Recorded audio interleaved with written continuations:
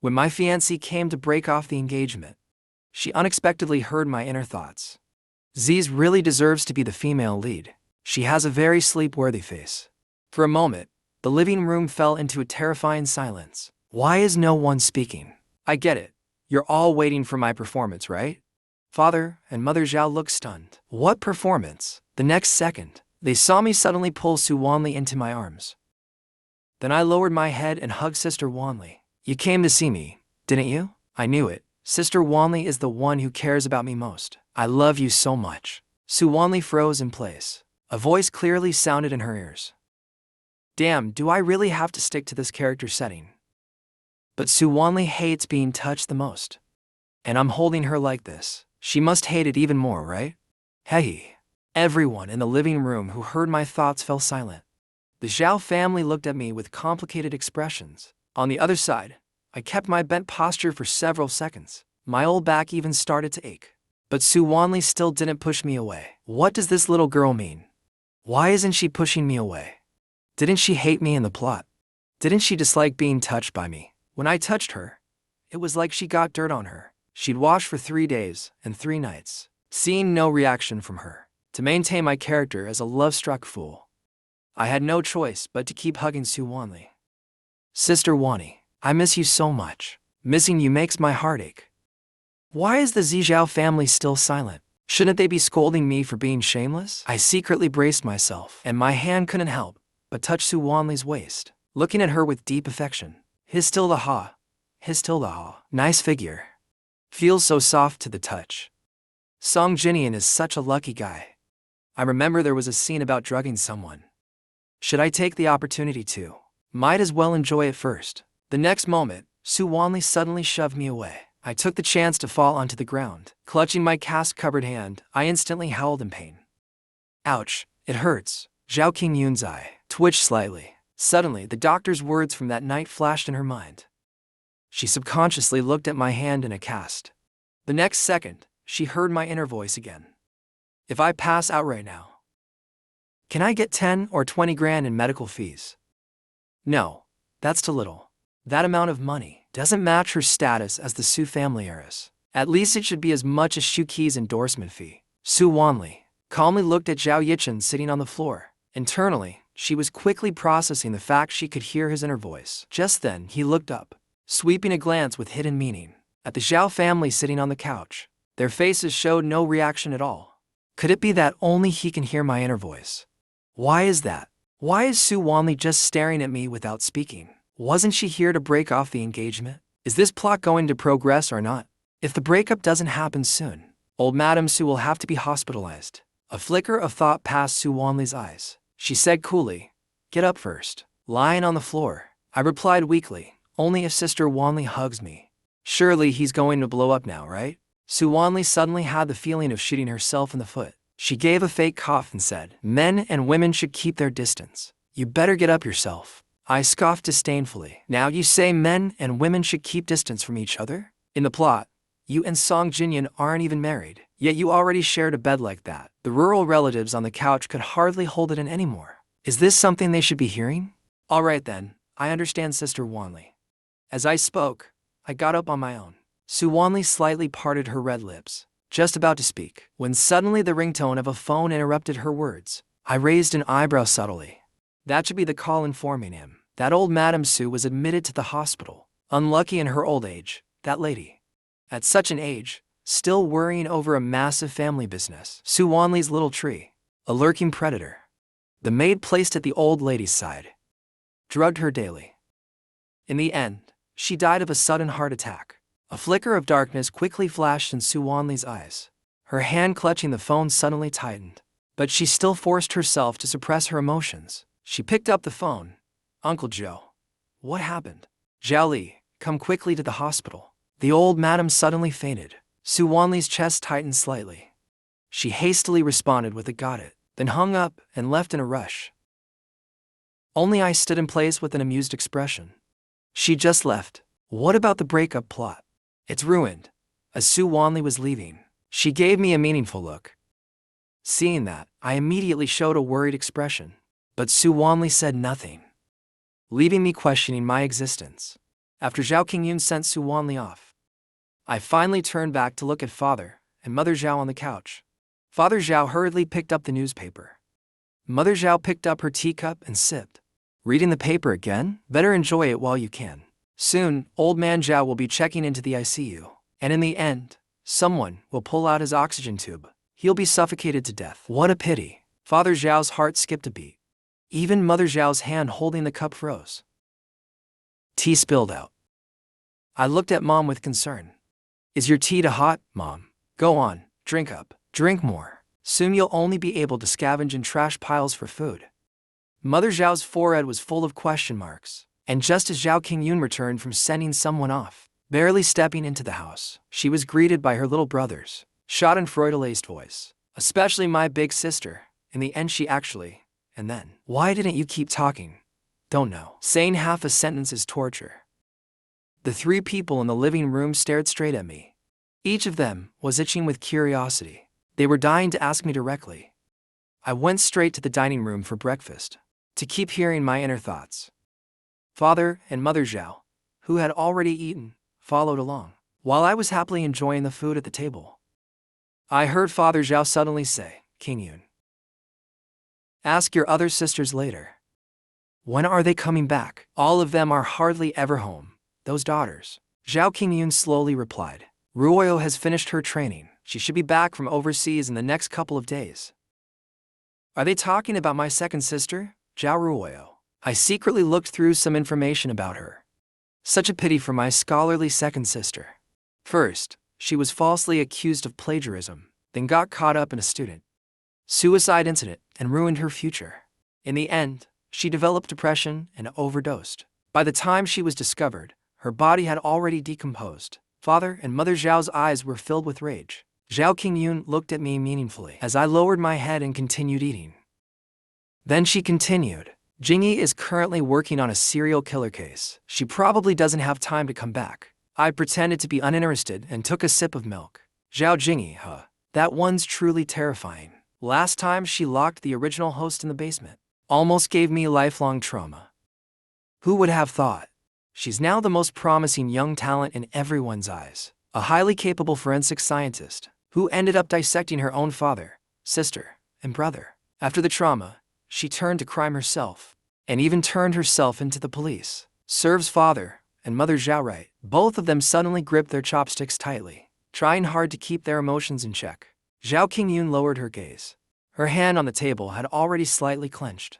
Then she said, I just joined a production crew. Last time she told me, they're filming on location deep in the mountains. She probably doesn't have time either. Suddenly, everyone heard my inner voice. My fourth sister is the most miserable of all. After the Zhao family went bankrupt, her resources in the entertainment industry plummeted. She was maliciously targeted and became the talk of the town. In the end, she caught the eye of a twisted big shot. He locked her up and treated her like a pet. By the time she was found, she had already gone insane. And that twisted big shot was the investor behind this hurricane project. Zhao Yuning is his next target. Oh my God, no one in this family ends well. What kind of karma is this? How many sins have they committed? Hearing this, Father and Mother Zhao's faces involuntarily twitched. Is their family really this tragic? Afraid I might notice something, the two of them tried to maintain composure. Chun, eat slowly. Mom and Dad have work to do. We won't be keeping you company. Before leaving, the two elders gave Zhao Qingyun a meaningful look. After they left, Zhao Qingyun still sat there, gazing straight at me from across the table, trying to see if I'd reveal anything more. But after a while, I finished eating and got up. I said I was going to the hospital for a follow-up and left. Watching my cheerful back as I left, Zhao Jinyan revealed a meaningful smile. It's okay, she can take her time. She must dig out all my secrets with her own hands. On the way to the hospital, I lazily lounged in the back seat. I started seriously reviewing my mission progress. As soon as I opened the task page, I smiled in satisfaction at the stats in front of me. Very good. Lianshan has already cleared half the path from me. Returning to Langshan with 30 billion is just around the corner. But as I scrolled further down, I suddenly froze. What the hell, old Madame Sue's favorability is at 100%. What the actual heck, Lin? What's going on with old Madame Sue? Her favorability maxed out just like that. Old Madame Su just really likes Zhao Yichen. Otherwise, why would she want him as her grandson-in-law? I think the system makes a good point, but the problem is, the original host did so many outrageous things. He turned both the Zhao and Su families into a joke in the capital, and she doesn't mind at all. Host, do you want to change your strategy for old Madame Su? Boost her favorability? Come on, do I look like someone likable to you? I rejected the system's suggestion and immediately logged it off. A mischievous grin appeared on my face. If I remember correctly, the male lead is supposed to visit old Madame Su at the hospital. Getting there early isn't as good as showing up at the right time. I'm definitely joining this drama. Soon I'll make Su Wanli and her white moonlight sick of me. I'll be the wedge between them. And boost my image in front of the old madam. 3 birds with 1 stone. Wahoo! When I found old Madame Su's hospital room, Su Wanli was sitting by the bed peeling fruit. And the original book's male lead, Song Jing, was standing beside her. My eyes lit up instantly. I was itching to charge in. Male and female lead alone. If I barge in now and disturb them, they'll definitely hate me even more. A familiar voice reached Su Wanli's ears, making her pause in her fruit peeling. I lifted my head and looked at the bodyguard blocking the doorway from letting me in. I flashed him a dazzling smile. The bodyguard's scalp tightened. The next second, I screamed at the top of my lungs, "Wanli, save me.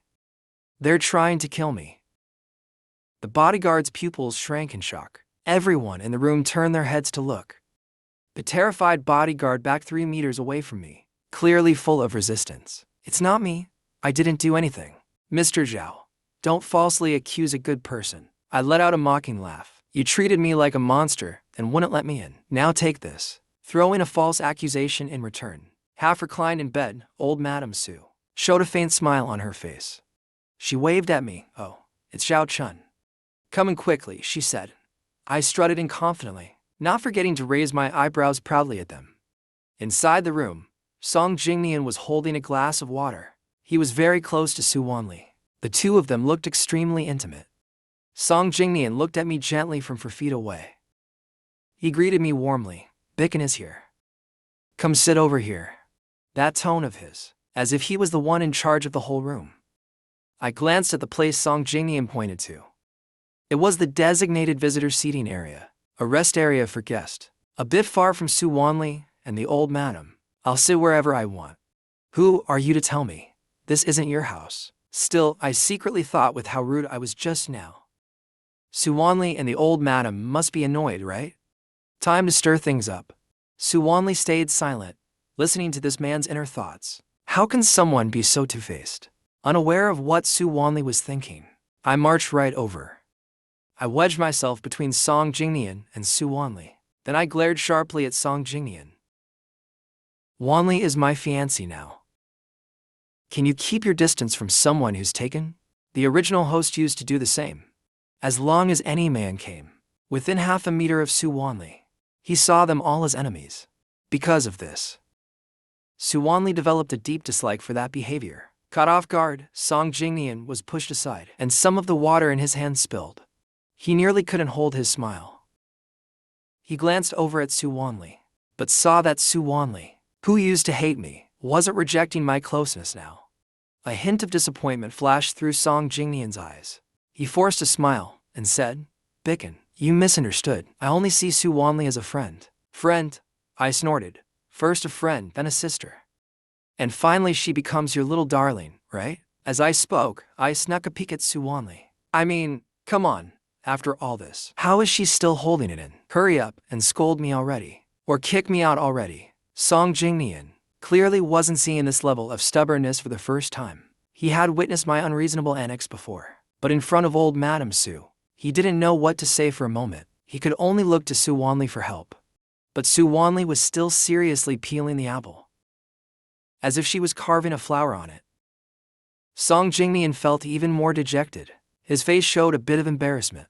"So, what do I have to do to make Yichen happy?" I said with a grumpy face. "Just seeing you ruins my mood. If you had any self-awareness, you should hide when you see me. Don't be an eyesore." As I said that, I kept glancing over at Su Wanli and old Madame Su. Hey big sis. How can you still be in the mood to peel apples? Your man is about to be scolded into depression by me. Forget the apple. Why not peel me instead? Su Wanli's forehead was full of black lines. She said nothing, silently slicing the apple she'd just peeled in half and handed it to old Madame Su. Seeing that, I instantly had an epiphany. Su Wanli remained silent, probably because she didn't dare defend Song Jingnian in front of the old madam. She could only protect him this way. Another day, moved by the love of the male and female leads. Wait, could the old madam be hard of hearing? Didn't she hear what I just said? Zhao Chun, don't just stand there. Come sit next to Grandma. Old Madame Su patted the spot beside her. She really did like me. The look in her eyes was filled with undisguised affection for me. This confirms that the old madam is definitely hard of hearing. I stopped thinking too much and immediately grinned as I squeezed in next to Su Wanli. Then I sat on the edge of the hospital bed. Su Wanli's forehead twitched.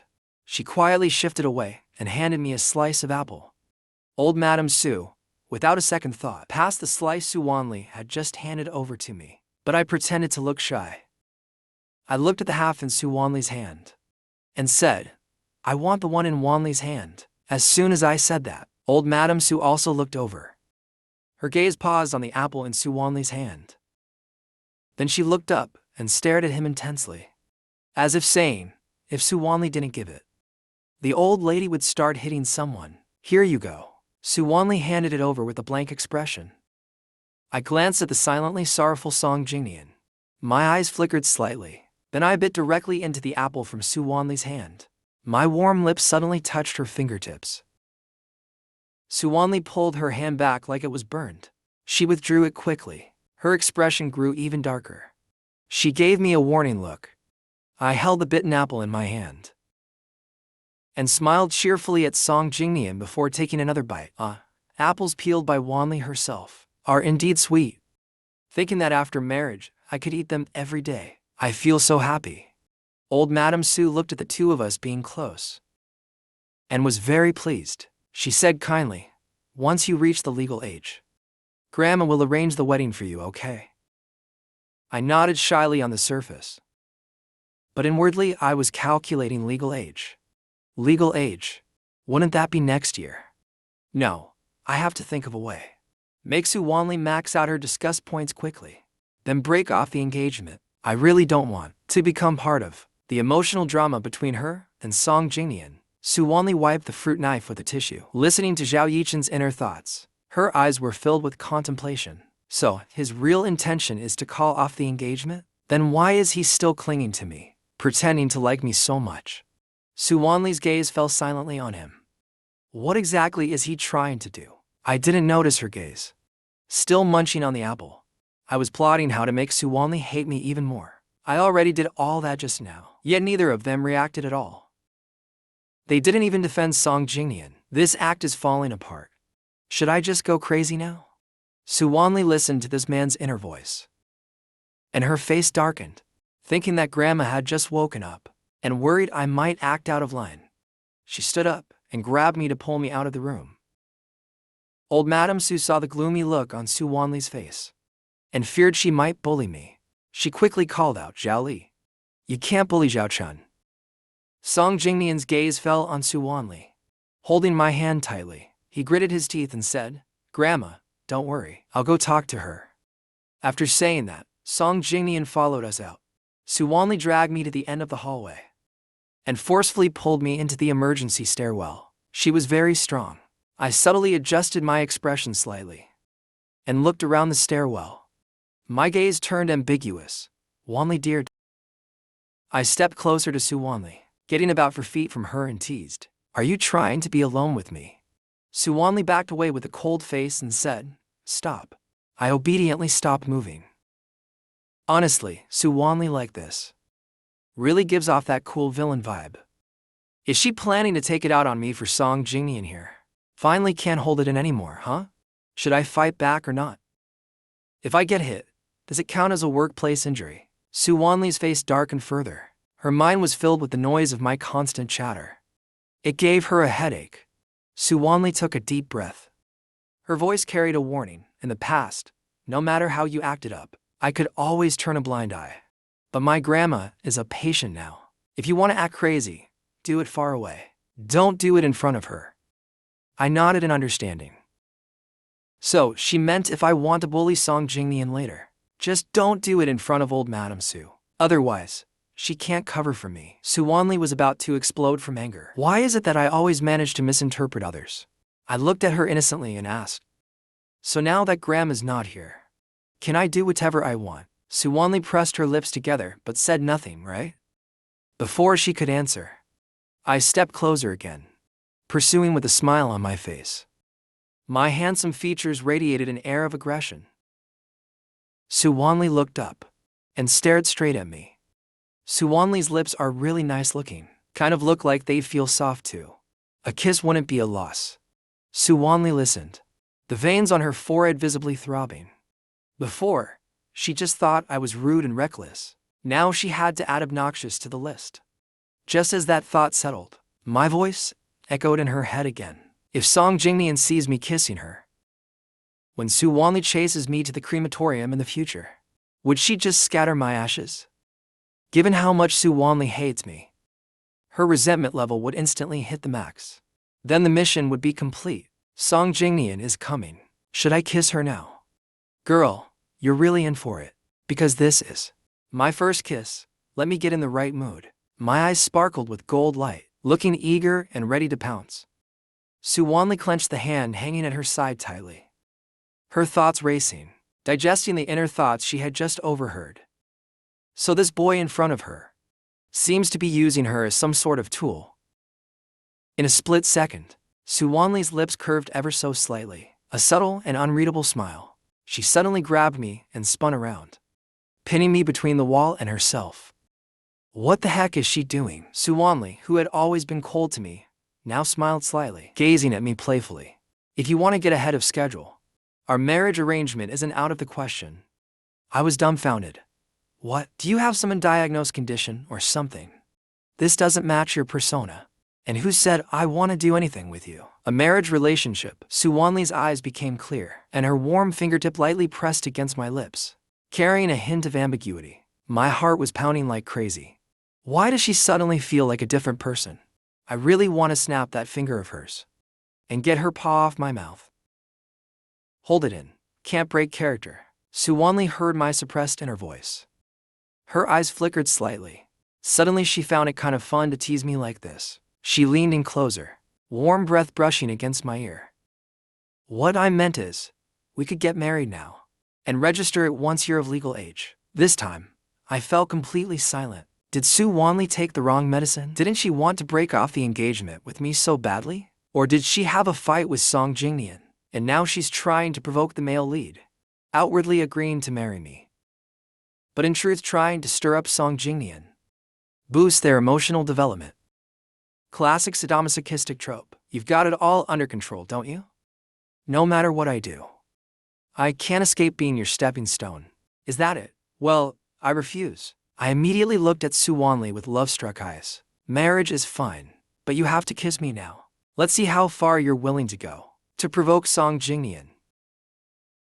Su Wanli suddenly paused in realization, then she let out a soft laugh, meeting my increasingly nervous gaze. She slowly raised her head. She wanted to see how long I could keep up the act too. But just at that moment, Song Jingnian, who had been hiding outside for a while, finally couldn't take it anymore.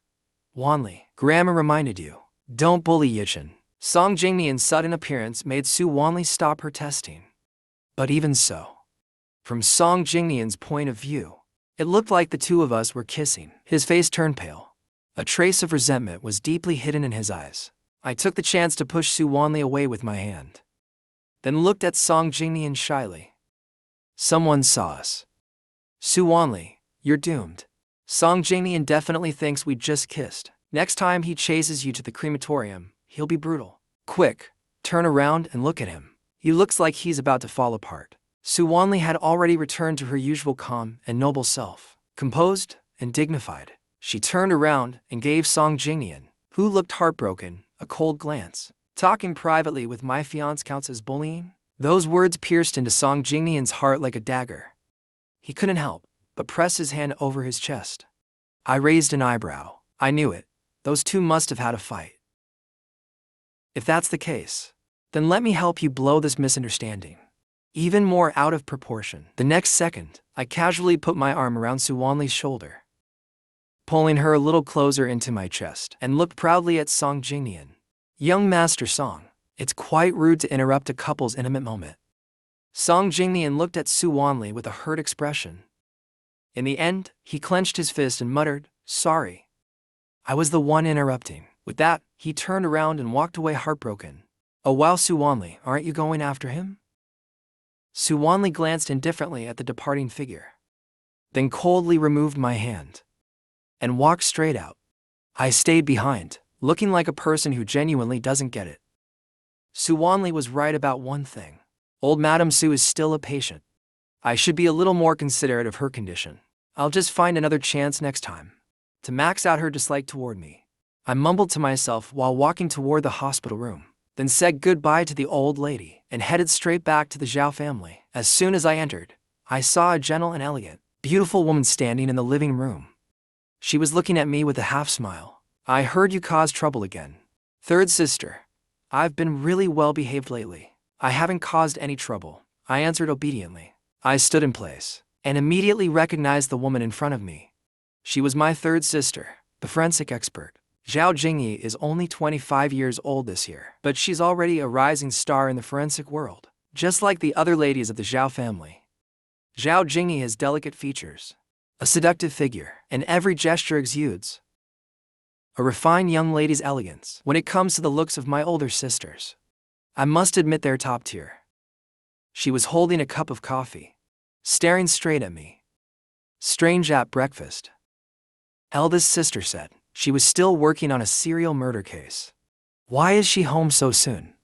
Zhao Jingyi was stirring her coffee slowly and calmly, just about to say something when she suddenly heard my voice. Her hand paused mid-motion.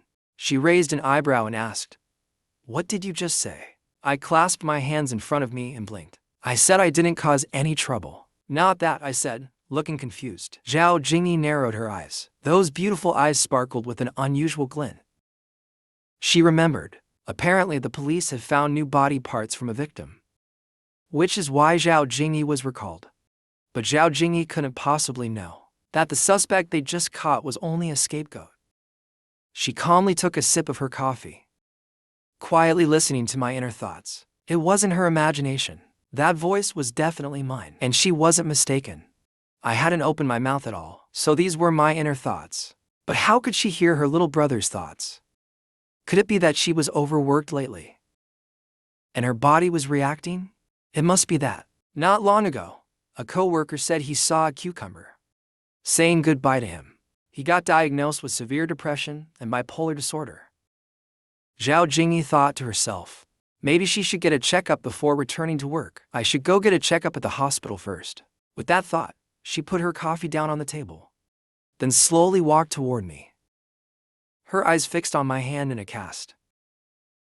Suddenly, a chill ran through me. I quickly pulled my hand back. I hadn't forgotten. This third sister may look elegant on the surface, but she's actually a cold-blooded psycho. Last time, just because the original body touched one of her specimens, she locked him in a room filled with formalin jars, all labeled and sealed. It scared him so badly he got a fever. I yanked my hand back abruptly, hiding it behind me. When Zhao Jingyi glanced at me from the corner of her eye, the look she gave me felt like a venomous snake locking onto its prey. I knew very well, among the four sisters in the Zhao family, Zhao Jingyi was the hardest to deal with, and the one the original owner feared the most. If I want to stay in this house peacefully, I need to behave. Just because our parents can't bear to kick you out doesn't mean I can't. Did you hear me? As she spoke, Zhao Jingyi returned to the coffee table, pulled out a wet wipe, and wiped her hands forcefully, as if she had just touched something dirty, like she'd touched something filthy.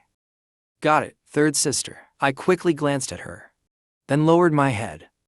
My long lashes hid the cold glint in my eyes. I pretended to look scared. But your smugness won't last long. The Zhao family will fall apart every 2 years. When that time comes, I'll laugh at you from prison. Zhao Jingyi's hand, which had been wiping, suddenly paused. Her face tensed. She wanted to say something, but after thinking a bit, gave up. She wasn't sure if the problem was with me or with herself. Zhao Jingyi squinted, looking over at me still standing by the entrance. It seemed she truly couldn't understand why I'd do such a thing. Then she asked, "You sold a bra for 50,000. Mom and Dad give you 500,000 a month. How is that not enough?" "It's not about how much I wanted it to be. A single piece of lingerie can sell for 50,000. I misunderstood. The original owner was simply a business genius. If the other sisters weren't so worthless, I might feel pain too." Zhao Jingyi shook her head, only feeling her auditory hallucinations worsening. "The most urgent thing is that she needs to go to the hospital first." After sending me away, Zhao Jingyi immediately headed out. She ran into Zhao Jingyu, who had just returned. "Jingyi, why are you back?" "The bureau temporarily transferred me back. I figured I'd come home to visit Mom and Dad." Zhao Jingyan checked her watch and asked, "It's almost mealtime. You're heading out again?" "I'm going to the hospital." Zhao Jingyi still felt like something was wrong with herself. She decided to consult a doctor first. When someone is sick, as the eldest sister, Zhao Jingyi has always taken care of her younger sisters. Zhao Jingyi frowned and decided to tell her about hearing my inner thoughts. She spoke up. "Maybe I haven't rested well lately. It probably isn't a big deal." Zhao Jingyi consoled herself. "Don't go home yet, you're not the only one." "What?" Zhao Jingyi looked shocked. "Big sister. Don't tell me you can hear them too." And Mom and Dad as well." Zhao Jingyi took off her glasses and massaged her aching temples. "In that case, she couldn't just say the whole family is sick, right?" A moment later, Zhao Jingyi still asked her question. "What on earth is going on? How would I know?" Zhao Jingyi leaned against the car and kept talking. "However, I found that the inner thoughts actually have some credibility. For example, I just checked at the company. And sure enough, there are a few people around me who were deliberately placed there. I just haven't found out who the real hidden threat around me is. That's why I came back, wondering if I could get some clues from her inner thoughts." What Zhao Jingyan said made Zhao Jingyi suddenly remember the inner voice she had ignored earlier. He was transferred back and hadn't even told the family yet. How did I know? And also, I knew the police had discovered a new victim. The police hadn't even released a statement yet. So how did I know? Zhao Jingyi's final thought paused on my inner voice, saying that the criminal they caught was just a scapegoat. "Big sister, did you learn something from his inner voice?" Zhao Jingyan explained the incident about the banquet surveillance footage, but kept the company matter hidden. Zhao Jingyi squinted, pondering for a moment. "Thinking here won't help. We might as well wait and see if what he says in his mind matches reality."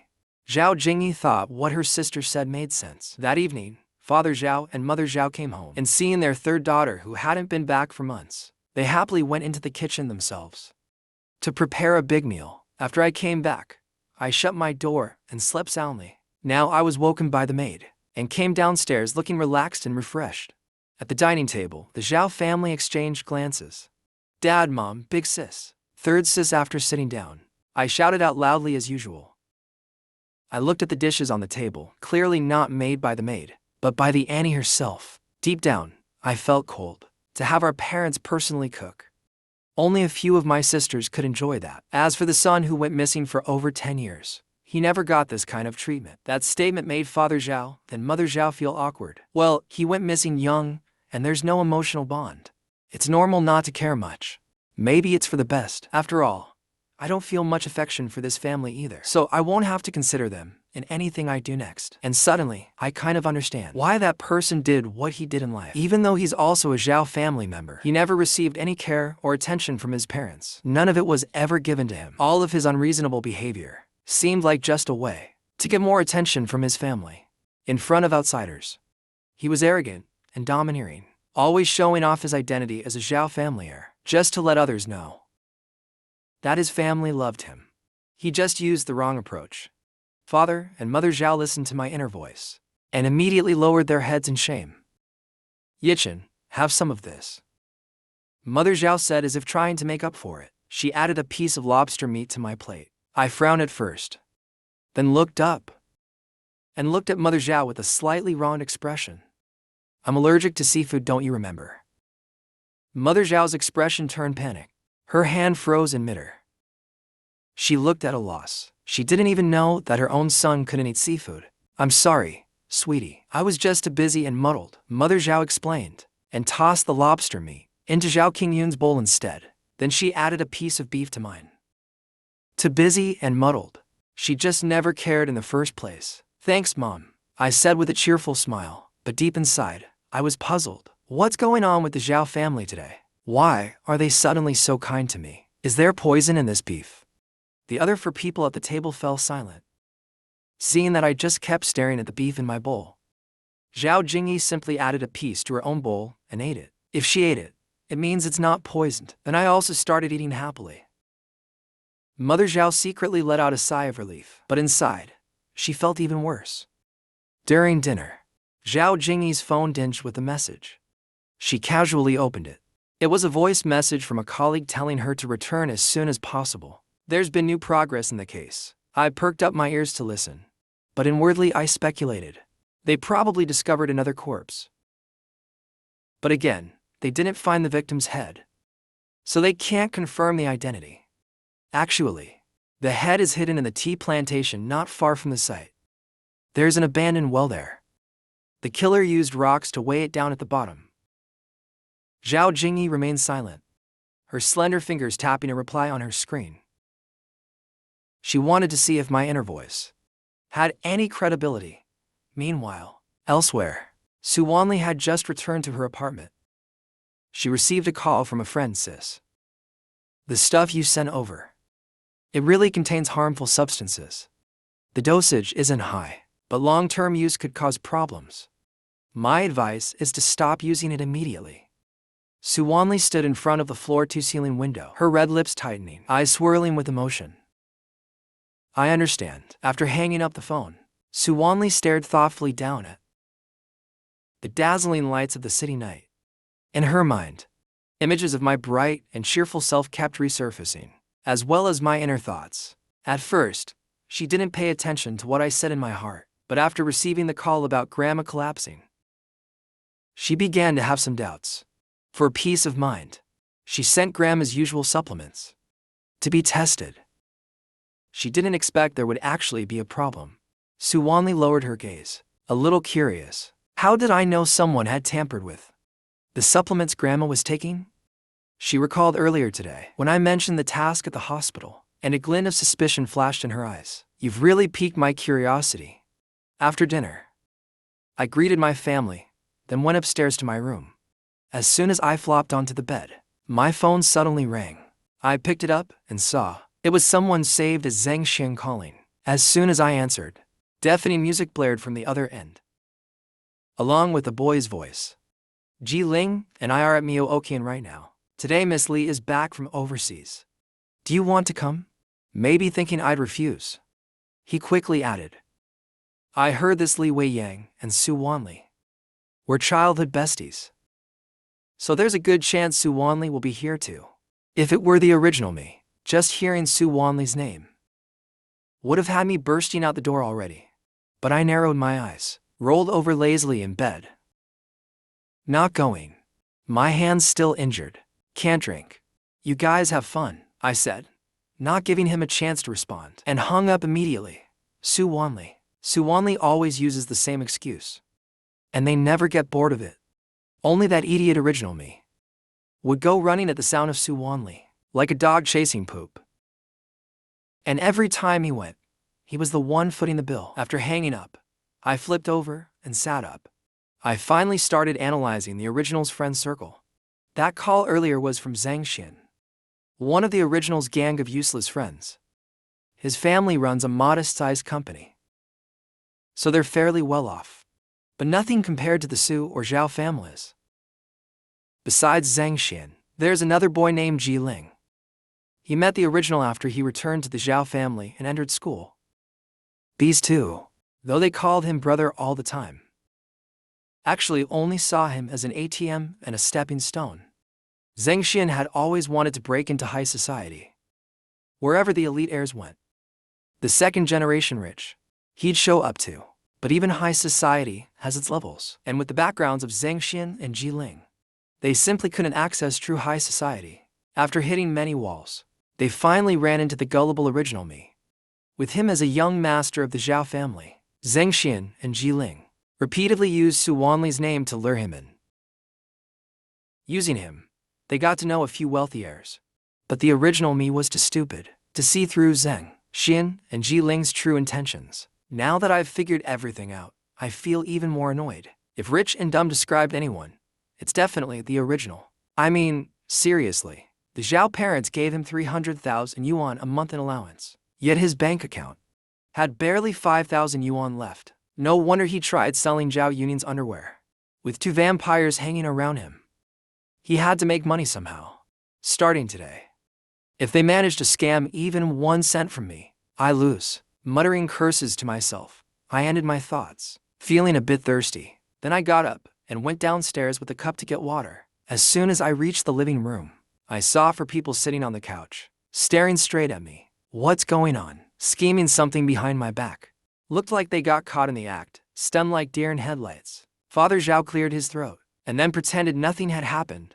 Picking up his thermos, he took a sip of goji berry tea. Mother Zhao forced a smile and said kindly, "Yichin, why aren't you asleep yet?" I raised the glass in my hand slightly and replied softly, "I was thirsty. Just came to get some water." "Dad, Mom, sisters, why aren't you all resting yet?" Zhao Jingyi leaned back on the sofa, adjusting her glasses. She replied coolly, "The adults are talking. Little kids should go to bed." I filled my cup with water, then walked slowly upstairs, wishing I could look back after every step just to see what those people were up to. What exactly is it that I'm not supposed to know? At the turn of the stairs, I quietly leaned over the railing, ears perked up to eavesdrop. Let me hear it. Are they secretly bad-mouthing me behind my back again? After I embarrassed myself so badly in front of Su Wanli today, they didn't even scold me. Something's definitely off, no question. The people in the living room who could hear my inner voice exchanged knowing glances but said nothing. Instead, they started asking about Zhao Jingyi's work. I listened for a while, but it was boring. Then I disinterestedly returned to my room. Once they heard the door shut, the group in the living room finally let out a small sigh of relief. "Where were we just now?" Mother Zhao asked quietly. Zhao Jingyi stared at her phone. After reading her colleague's reply, a strange glint flashed in her eyes behind her glasses. According to his inner voice, they really did find the victim's head in that abandoned well. As she said that, the entire living room instantly fell into dead silence. After a long pause, Zhao Jingyan finally spoke slowly. "So his inner voice can predict future events. And also, he knows how things will end for all of us." Mother Zhao looked panicked, grabbing Zhao Jingyan's hand as she said anxiously, "Then does that mean we really will end up the way his inner voice said? The family ruined, lives lost?" Father Zhao stood silently to the side, his expression serious. Zhao Jingyan gently patted Mother Zhao's hand and comforted her. "Mom, don't panic. Now that we can hear our little brother's inner voice, we can prevent what's about to happen. We can change the ending. But we were too cold to Yichin before. What if he just don't let him find out?" Zhao Jingyan interrupted, as if recalling something else. She continued, "Maybe we misunderstood him before. Some things, maybe they weren't what we thought they were. We just never had enough patience with him. We always thought it was his fault. Let's try to be more patient with him from now on." Meanwhile, at Miaoking Bar, Zheng Xian stared at the disconnected call with a hint of frustration on his face. "Well, when is he coming?" "Miss Li is still waiting in the private room," the guy beside him asked. Zheng Xian clenched his teeth, clearly annoyed. "He said he's not coming." The other guy's expression shifted, quickly lowering his voice. "Then what do? We already took the money." "Relax, didn't he break his hand recently? Just tell Miss Lin that when she asks, we'll invite him again when school starts." With that, Zheng Xian pulled the guy back to the private room. Soon enough, summer break came to an end. I had been quite well behaved lately, barely leaving the house, just staying home to recover. But when I said I was heading back to school, Father and Mother Zhao both looked at me in surprise. "Yichin, your hand hasn't healed yet. Don't rush back to school. Stay home and rest a bit longer." "No way.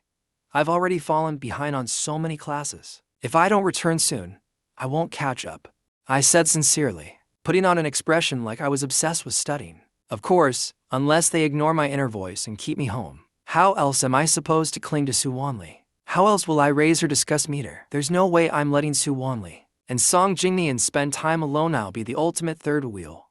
They won't get a moment of peace. By then, Su Wanli will definitely hate my guts. Her disgust meter will be maxed out.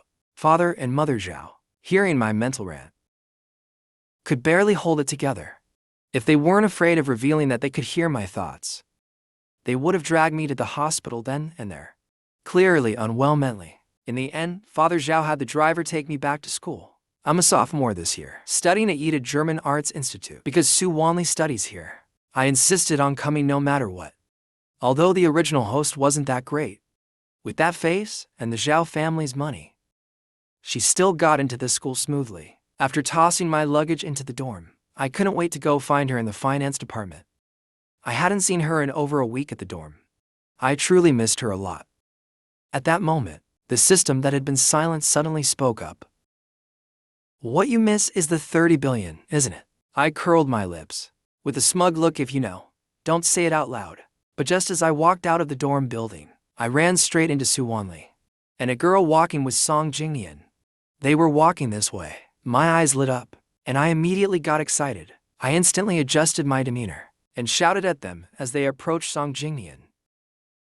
Have you no shame? Why are you always clinging to my fiancé? My voice was loud, immediately drawing the attention of nearby students. When they saw it was the rumored pure love warrior, they all stopped to watch the drama unfold. After all, my infatuation with Su Wanli was well known across a university. There was even a special section dedicated to the three of us on the campus gossip forum. Every time I did something, someone would automatically update it there, so Melaneaters could stay informed. At that moment, the crowd had already pulled out their phones and started recording. Su Wanli heard my voice and looked up at me indifferently. She said nothing. Your disaster has come again. Next to her, Su Wanli's friend said gloatingly. Just as her friend finished speaking, I had already stormed over, full of anger. I grabbed the thing in Su Wanli's hand and threw it on the ground. Don't carry things for him. Then I glared at Song Jingnian and shouted furiously. I already warned you. Stay away from my fiancé. Song Jingnian clenched his fists tightly. He looked aggrievedly at Su Wanli, hoping she would stand up for him like before. I looked at him arrogantly. Great, making a big scene on the first day of school. With so many people watching, if Su Wanli still cares about Song Jingnian's words, then even I would look down on her. With this, Su Wanli must hate me even more now, I thought proudly to myself. Waiting for the system to report an increase in Su Wanli's hatred value. Just then, someone behind me pulled me back a little. My eyes sparkled with excitement. It was starting. Here comes the outburst. I was already prepared for my next performance. But to my surprise, Su Wanli wasn't mad at all that I humiliated Song Jingnian in public. Instead, she crouched down and picked up the bag I had thrown. What was in that bag? Gold bars or something? More important than your future husband? Shouldn't she have reacted like before? Calling me unreasonable, and then heartlessly saying she wanted to break off the engagement? Su Wanli, show some backbone. Come on, scold me. Su Wanli slowly stood up, her cool face calm and composed. But inside, she was far from calm, hearing the chatter inside my head. If her mental strength were any weaker, she would have completely broken down. She turned around and looked at me with cold eyes. This is from Grandma for you, Su Wanli said in her calm, clear voice. Then she handed me the bag in her hand. I couldn't hold it in anymore. How am I supposed to keep acting now? Just now, I was to focus on the dramatic scene, to notice what Su Wanli was actually holding. I just assumed she was helping Song Jingnian carry something. Now I stood there frozen, staring at the bag Su Wanli handed over, my mind racing to figure out my next move. Just then, Song Jingnian, who had been watching, stepped forward. His voice wasn't loud nor soft, but enough for the crowd watching the drama to hear clearly. This is a gift Grandma Su carefully picked for you. Even if you don't like it, you shouldn't have thrown it like that. I was still thinking about how to continue acting the scene out. After hearing Song Jingnian's meaningful words, I almost wanted to give him a thumbs up. Then I immediately turned on him and snapped. What does my handsomeness have to do with you? Worry about yourself first. And stay away from my fiancée. As my words got more and more reckless, even though she knew I was doing it for a task, Suwanli still furrowed her brows slightly. She didn't seem like she wanted to defend Song Jingnian, but for some reason didn't want me to keep ruining my own image either. So before I could speak again, Suwanli grabbed my hand and pulled me away from there. Song Jingnian hadn't expected Suwanli to just take me away like that. He stood there dumbfounded, unable to understand what Suwanli's attitude toward me really was. Meanwhile, Suwanli dragged me toward a quieter place. Along the way, quite a few people took pictures and posted them on the gossip forum. Why did you pull me away? Are you trying to protect him? Don't forget we're engaged. When you were going around with Song Jingnian, did you ever think about how I felt? I flung Suwanli's hand off and began ranting at her nonstop. I remember Suwanli hated when people kept bringing up the engagement, but I waited a while and got no reaction from her. Why wasn't she responding at all? Should have eaten before coming here. I'm starving. Can you please speed up the scene? The noise in my head was so loud it made Suwanli's head hurt. She turned her head slightly, raising her hand to rub her aching temples. Stop causing trouble for Song Jingnian, Suwanli said after adjusting her complicated emotions. She stared straight at me and said, if you look closely, you could see the helplessness hidden deep in his eyes. I nearly burst with joy. Ever since I transmigrated here, this big sister in front of me finally responded for once. I quickly adjusted my expression and immediately put on a devastated look. Looking at Suwanli, so, you really do have feelings for that man. Then what am I? What does our engagement mean to you? After saying that, I quickly wiped off the sorrow and continued through gritted teeth. So you're protecting him, huh? Then let me make it clear. As long as our engagement stands, Song Jingnian can forget about sleeping peacefully. Starting today, if I see him bothering you again, he won't have a good time.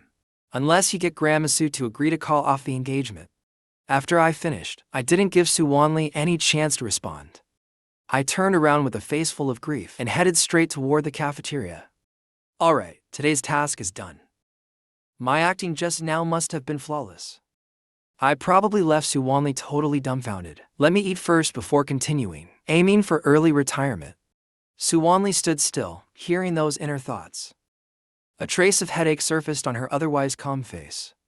She was starting to regret not calling off the engagement that day and instead agreeing to go along with this drama. After I walked away, Suwanli looked down at the item in her hand and in the end could only sigh helplessly. She turned and walked in the opposite direction. Once he left, a figure sneakily poked his head out from the flower bushes. The guy had a look like he'd just witnessed a juicy scandal. He clutched his phone excitedly, then opened WeChat. Jingnian, check out the video I just sent you. Ever since he saw Suwanli drag me away, Song Jingnian absent-mindedly returned to the dorm. He kept thinking about what he saw that day at the hospital. The more he thought about it, the more uneasy he felt. He had always believed that Suwanli treated him differently, even though he was just a foster child in the Su family. They had known each other since childhood. The bond they shared couldn't be compared with anyone else's. Even if for 15 of those 18 years, Suwanli hadn't lived with the Su family, Song Jingnian was still firmly convinced that he was someone special to Suwanli. Hearing the message notification, Song Jingnian's thoughts were interrupted. He picked up his phone and opened WeChat, seeing a message from Li Yaochuan. He was about to ignore it when another message popped up in the chat window. Suwanli still cares about you. Seeing those words, Song Jingnian immediately tapped into the conversation. There, he saw the video Li Yaochuan had sent. When he heard in the video Suwanli say, "Don't give him any more trouble," the unease in Song Jingnian's heart finally faded. The corners of his lips lifted without him noticing. Even hearing Zhao Yichen later say he'd keep targeting him didn't bother him. He even replayed Suwanli's words several times. Only then did Song Jingnian save the video with a satisfied heart. He just knew that Su Wanli cared about him. Meanwhile, I ran all the way to the cafeteria. After getting my food, I happily found an empty seat and sat down.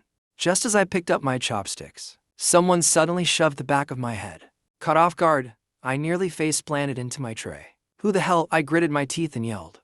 "I heard you mess with Song Jingnian again today." A girl's voice came from behind me. I clenched my chopsticks tightly and turned my head at some point.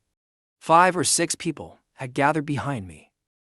There were both boys and girls, all looking at me, with bad intentions written on their faces. The girl leading them was petite, with curly hair, wearing earrings, totally looked like a little gangster. I quickly found out from the system who this person was. Lee Qian, the young lady of the prestigious Lee family. She was also the ultimate simp for Song Jingnian in the original story. I quickly flipped through my memories. This Lee Qian had caused the original host a lot of trouble. After processing that information quickly, I smirked slightly, then pressed my tongue against my teeth. The original host feared Lee Qian, but I don't. I took a deep breath and said coldly, "If you've got something to say, spit it out. Otherwise, get lost." I was so hungry I was seeing stars, and I had 0 patience left. Lee Qian was stunned. She stared at me in disbelief. The one who used to act like a mouse in front of a cat was now speaking to her like that asterisk? I had no time to deal with them, and didn't care what they were saying. I turned back around and focused on eating. Maybe it was my completely dismissive attitude. Or maybe that earlier remark had really pissed Lee Qian off.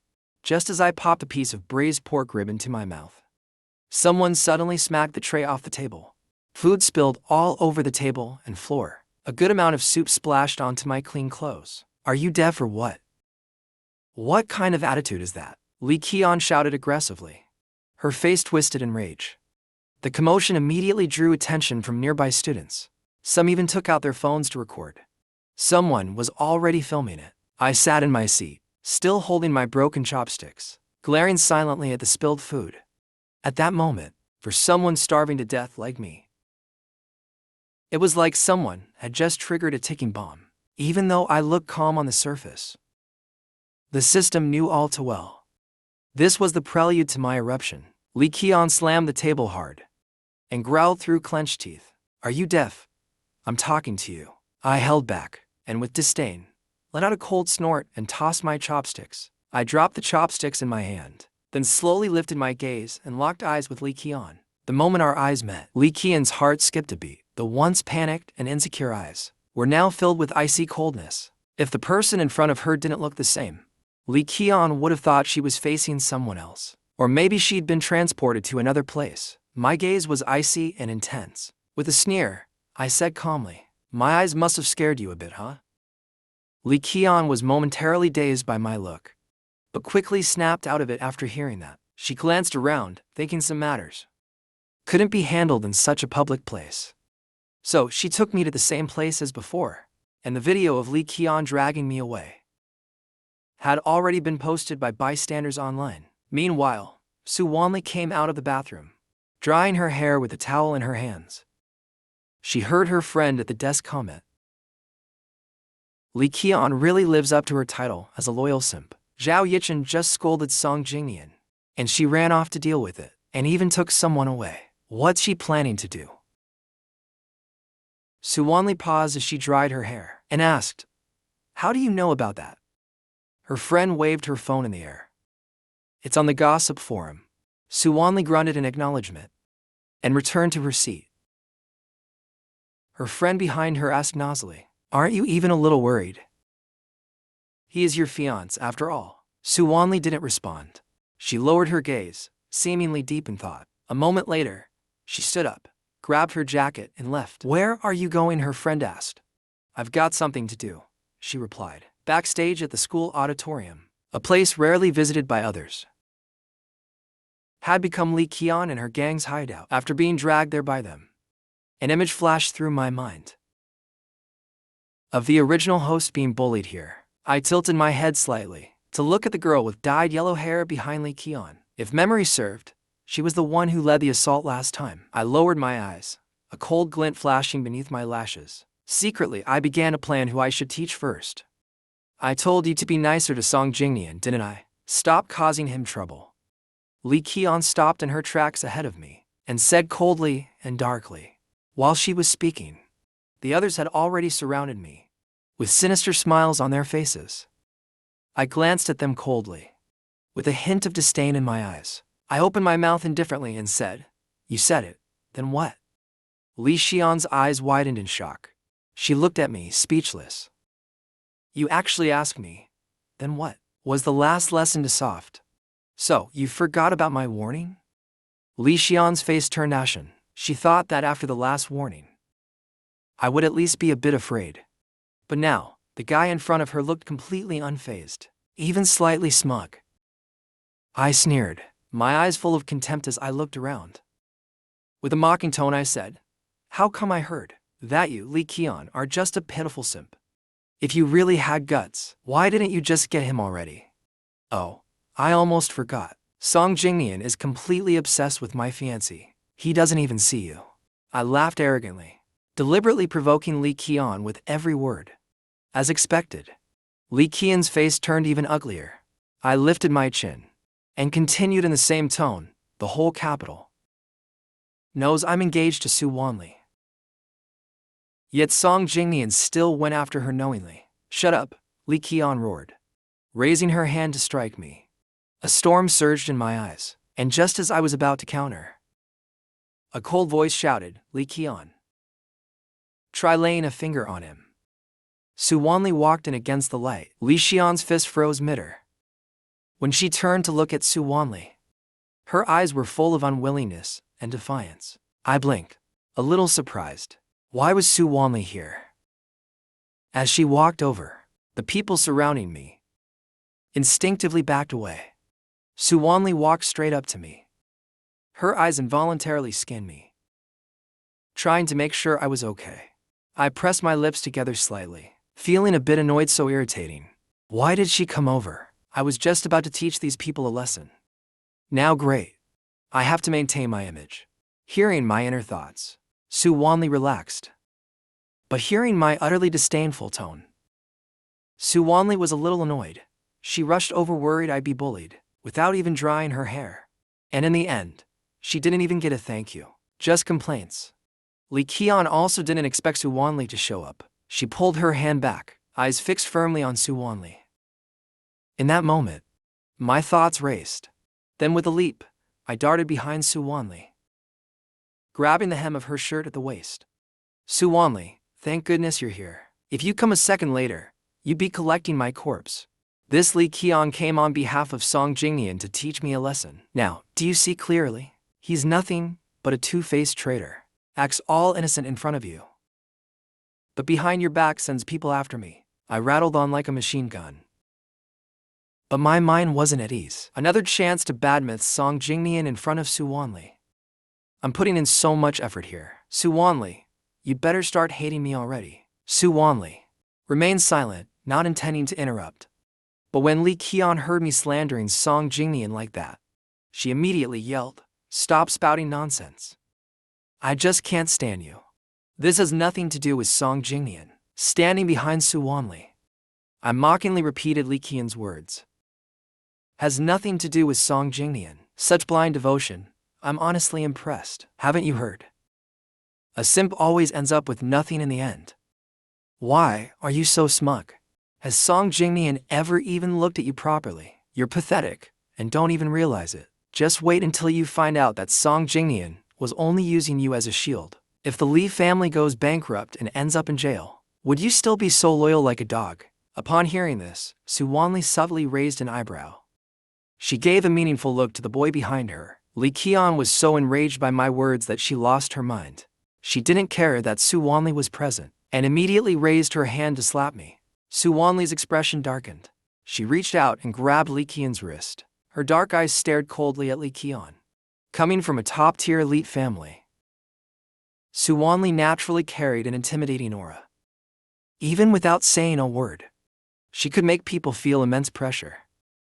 When Li Qian met Su Wanli's gaze, her arrogance instantly vanished like water dousing a flame. Instead, a trace of fear rose in her heart. She tried to pull her hand back, but found that Su Wanli's grip was too strong. She couldn't break free at all. I was standing behind Su Wanli, so I couldn't see her expression at that moment, but I could clearly feel the chill radiating from her.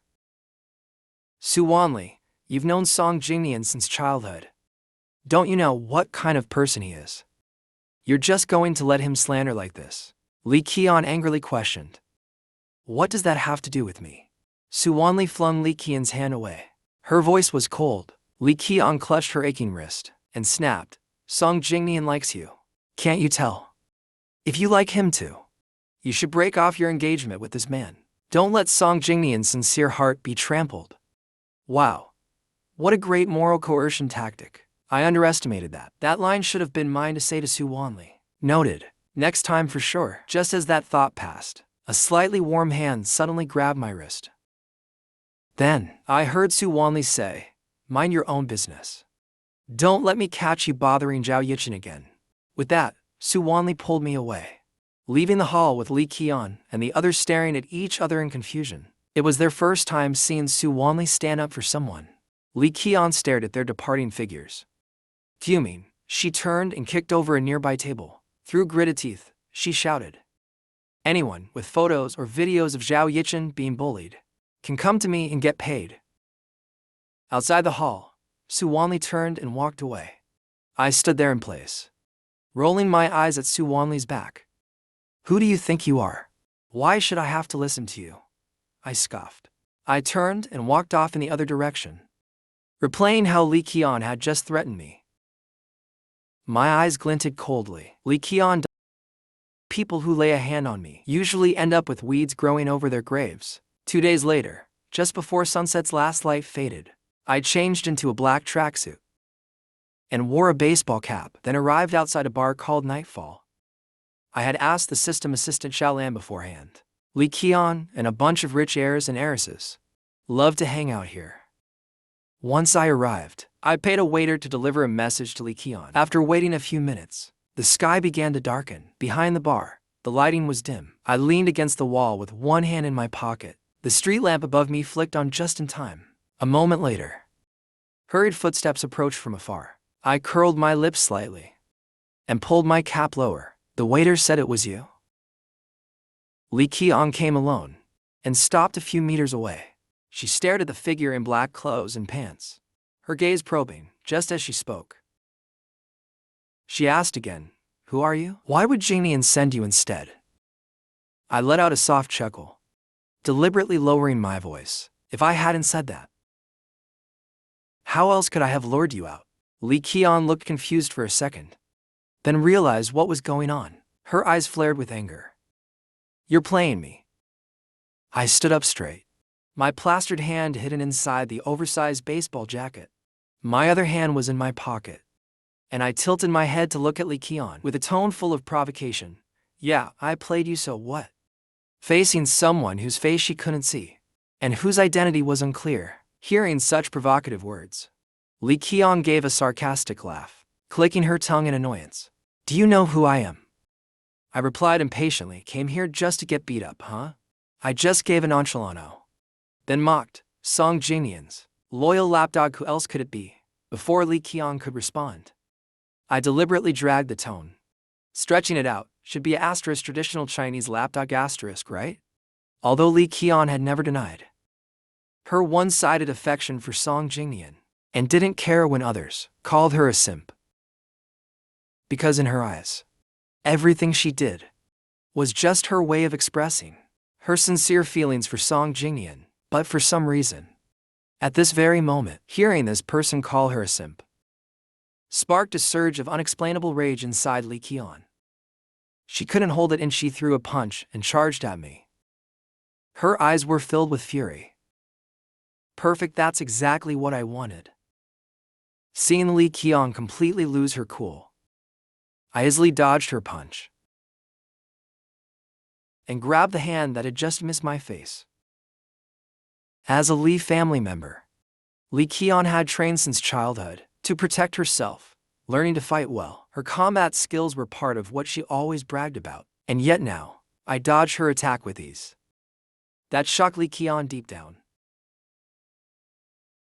But I didn't give her time to react.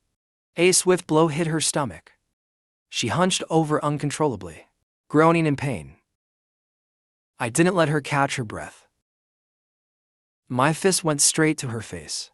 The sharp impact and pain left Lee Ki-on completely stunned. Her brain went blank from the blow. Her body collapsed to the side from the momentum. Lee Ki-on staggered and crashed into a nearby parked scooter. Weren't you all arrogant just now? Why are you lying there like a dog now? I stood not far away, continuing to provoke her. Lee Ki-on glared at me viciously, trying hard to see my face clearly. At that moment, her mind was filled with that one phrase, being mocked like a dog. She lowered her eyes gloomily and glanced at the corner of the wall beside her. There she saw a few empty beer bottles. Her rage surged. Lee Ki-on first grabbed a fallen helmet from the ground and threw it at me. Then she picked up an empty bottle and lunged forward. I dodged the flying helmet with a quick move, then saw her raising the bottle to strike. Instinctively, I lifted my other hand to block. The bottle smashed against the plaster cast and shattered. Seeing this, a thought flashed through Lee Ki-on's mind. But before she could grasp it, she took another kick to the stomach. She staggered backward repeatedly. The thought that had just flickered by had completely vanished. Looking at me, she gritted her teeth and sneered. So you have a working hand, huh? I thought you were disabled. I brushed the broken glass off my sleeve and sneered back at her provocation. Even with one hand, I can beat you into a dog. Lee Ki-on cursed angrily, and without another word, charged again. In the dim alley, cries of pain echoed nonstop as the sound of the fight faded. Only a woman's sobs remained. I stepped on Lee Ki-on's stomach and bent down as she groaned in pain. Under the dim yellow light, my face came into view. But by now, Lee Ki-on had already been beaten senseless. Her vision was blurry, and she couldn't even see who was in front of her. This was just a small lesson for today.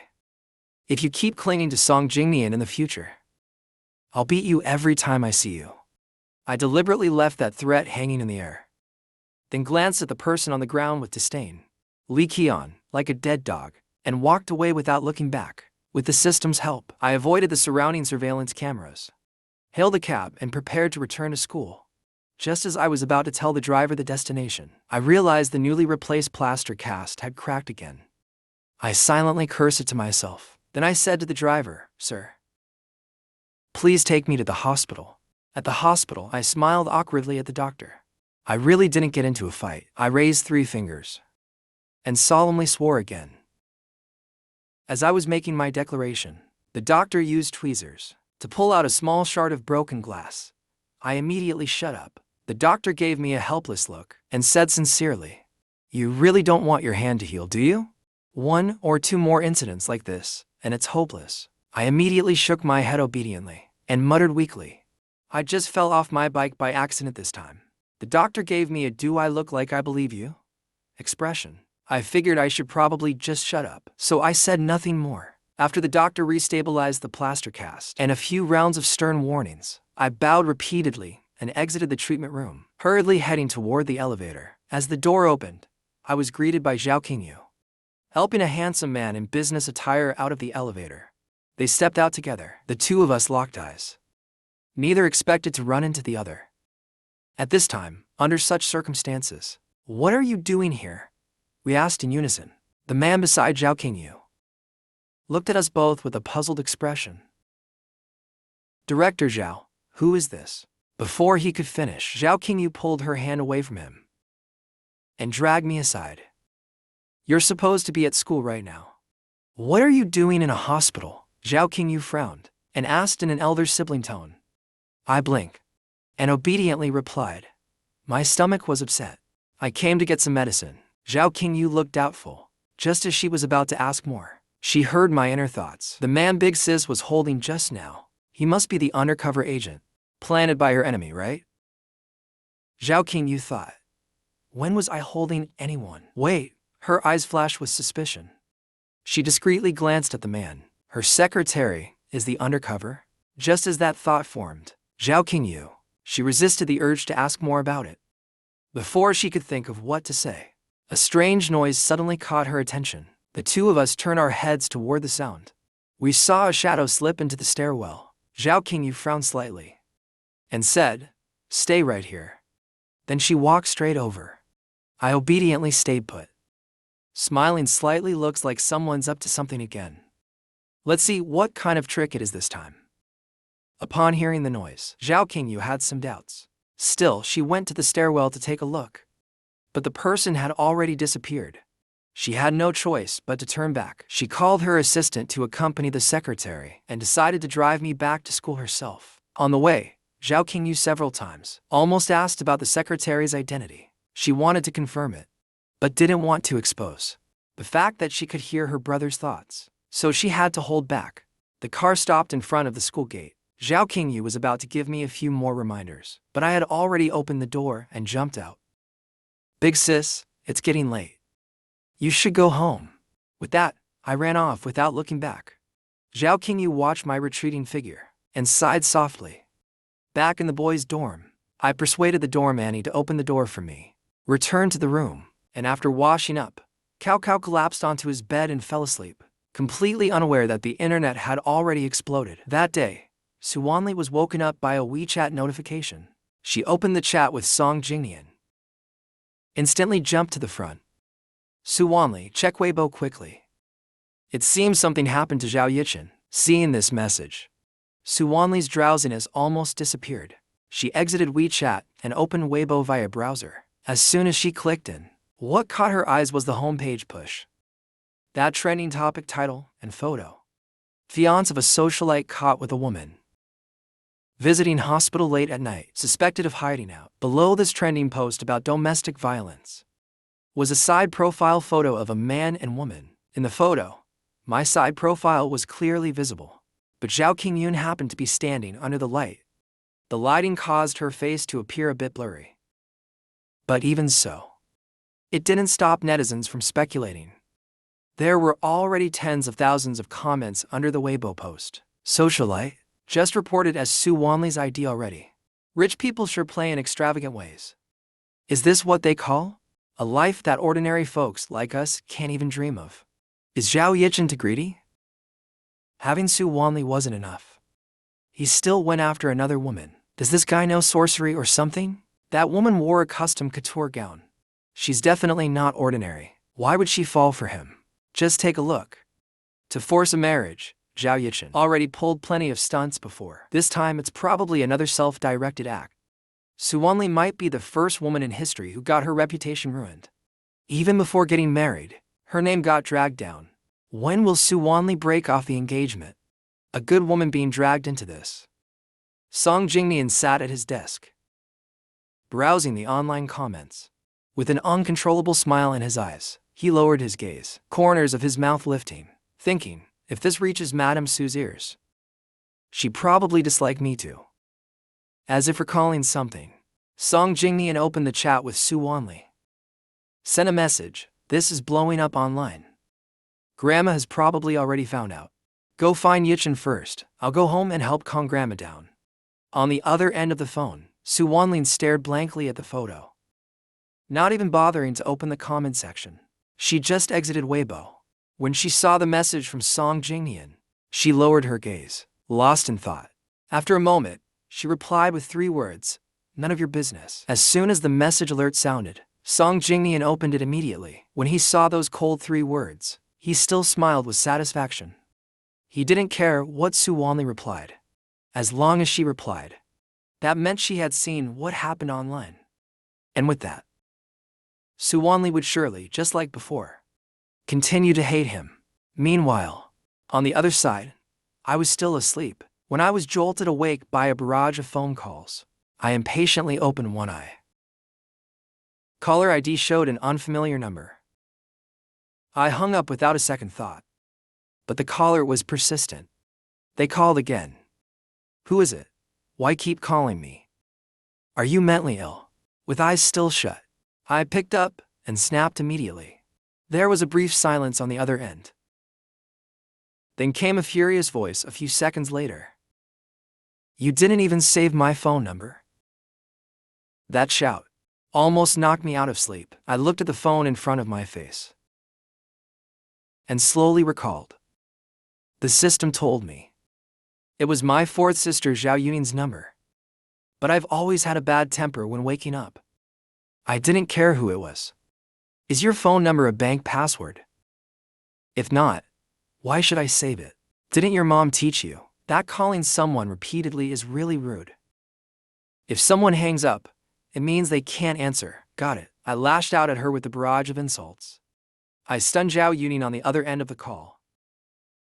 No matter how outrageous I was in the past, when facing the Zhao family, I always held some reverence. I never dared to talk to her like this before. She was stunned for a few seconds. Then she gritted her teeth and said, "Do you even know who you're talking to? I'm your fourth sister." But Zhao Yunin didn't call to argue with me. It was because she saw the trending topic on Weibo. Can you stop always bringing shame to the Zhao family? You're not some village bumpkin anymore. Can you behave yourself a little? Go look at what you've done on Weibo. Have some shame, will you? Among the fourth sisters of the Zhao family, Zhao Yunin was the one who hated me the most. So she never held back her words. In fact, she'd say the harshest things she could. I was already annoyed from being woken up. Now, with Zhao Yunin blaming me without even figuring out the truth, I was pushed to the edge. She just blamed me blindly. My anger instantly hit the roof. Hearing her continue to scold me over the phone, I held back my fury and sat up. I went on Weibo to see what was going on. And when I saw the photo of me and Zhao Qingyun at the hospital, I immediately recalled that sneaky figure from last night.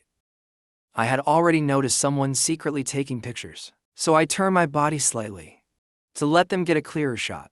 After all, my task was to accumulate hate value. Whatever that person did with the photo would ultimately help me. But even so, I was still annoyed by Zhao Yunin blaming me, without even trying to investigate the truth. It pissed me off all the same. I exited Weibo and shouted back at Zhao Yunin through the phone. Are you brainless and blind or what?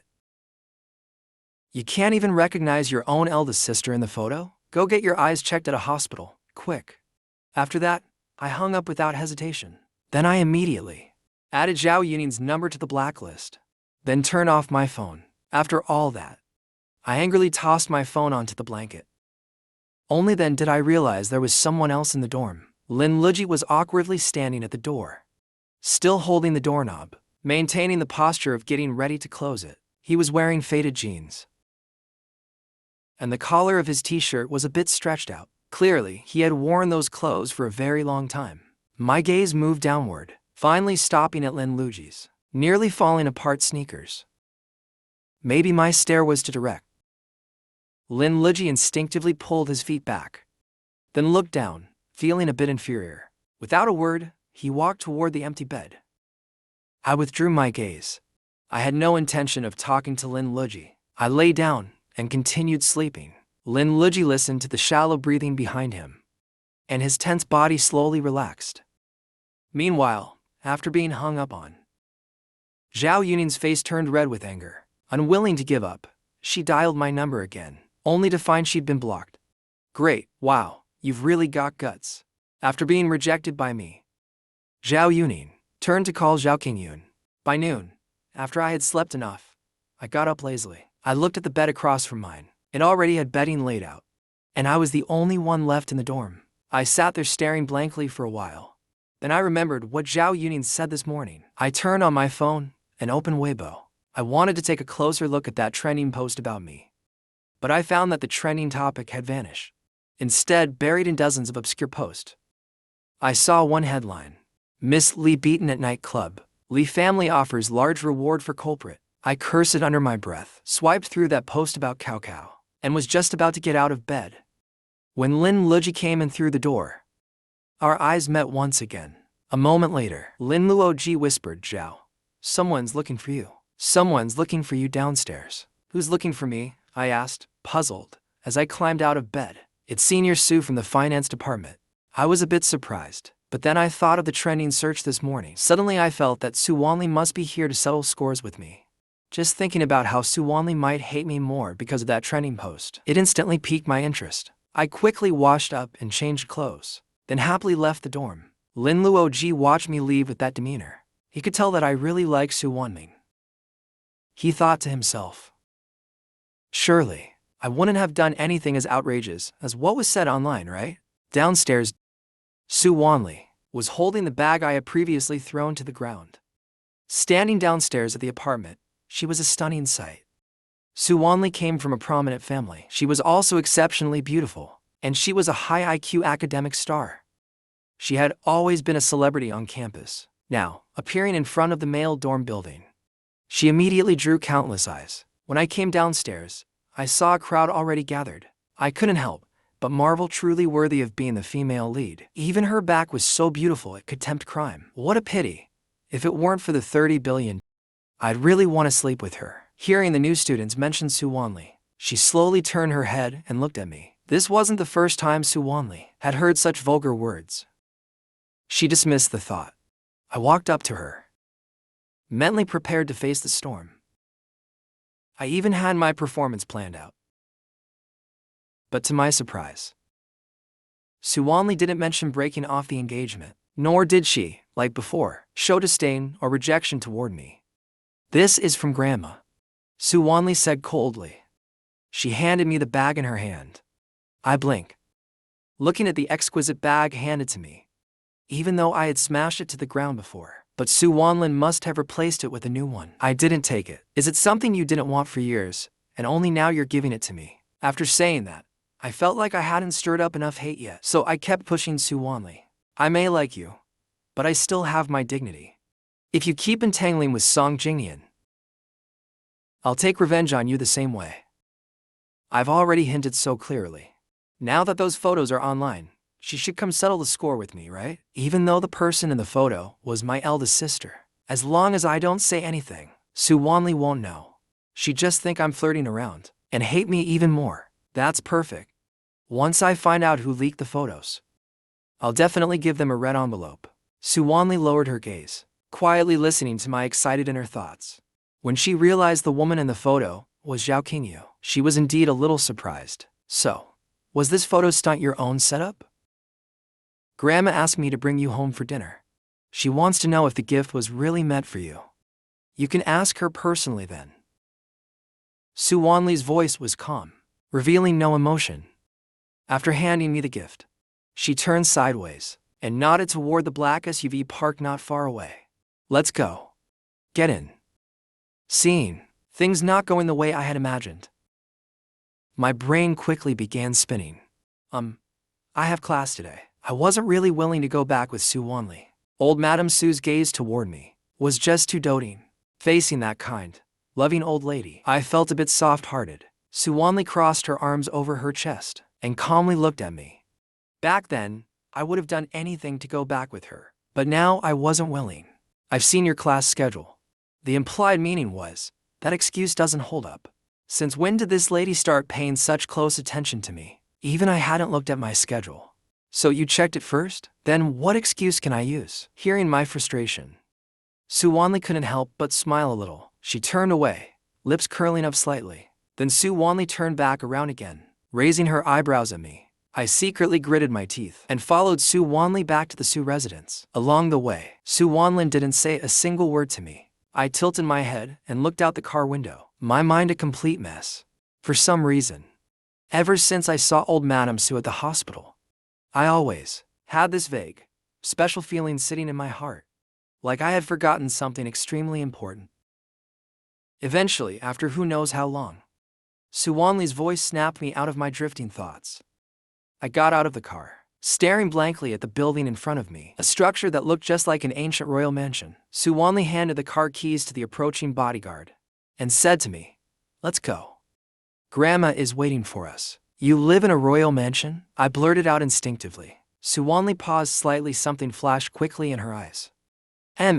She answered, but she didn't expose the flaw I had accidentally revealed. She didn't want to alarm me. I quietly clicked my tongue. No wonder people called Su Wanli the little golden princess. With her family background, she really lived up to that title. Su Wanli secretly perked up her ears, wanting to hear what I was murmuring in my heart this time. But after a while, I didn't have any inner thoughts. The two of us walked side by side into the house, Just as we turned past Xiaobing, we saw Song Jingnian walking toward us. I raised an eyebrow, a mischievous glint flashing in my eyes. No wonder Su Wanli suddenly agreed to bring me back with her. Walking beside me, Su Wanli glanced at me, puzzled. The photo scandal has hit the trending list. Madam Su must know about it too. Su Wanli called me over. Song Jingnian is here too. Is this supposed to be some kind of trial? Alright, so this is where you've been waiting for me. Let me think about how to deal with this. Should I deny it or admit it?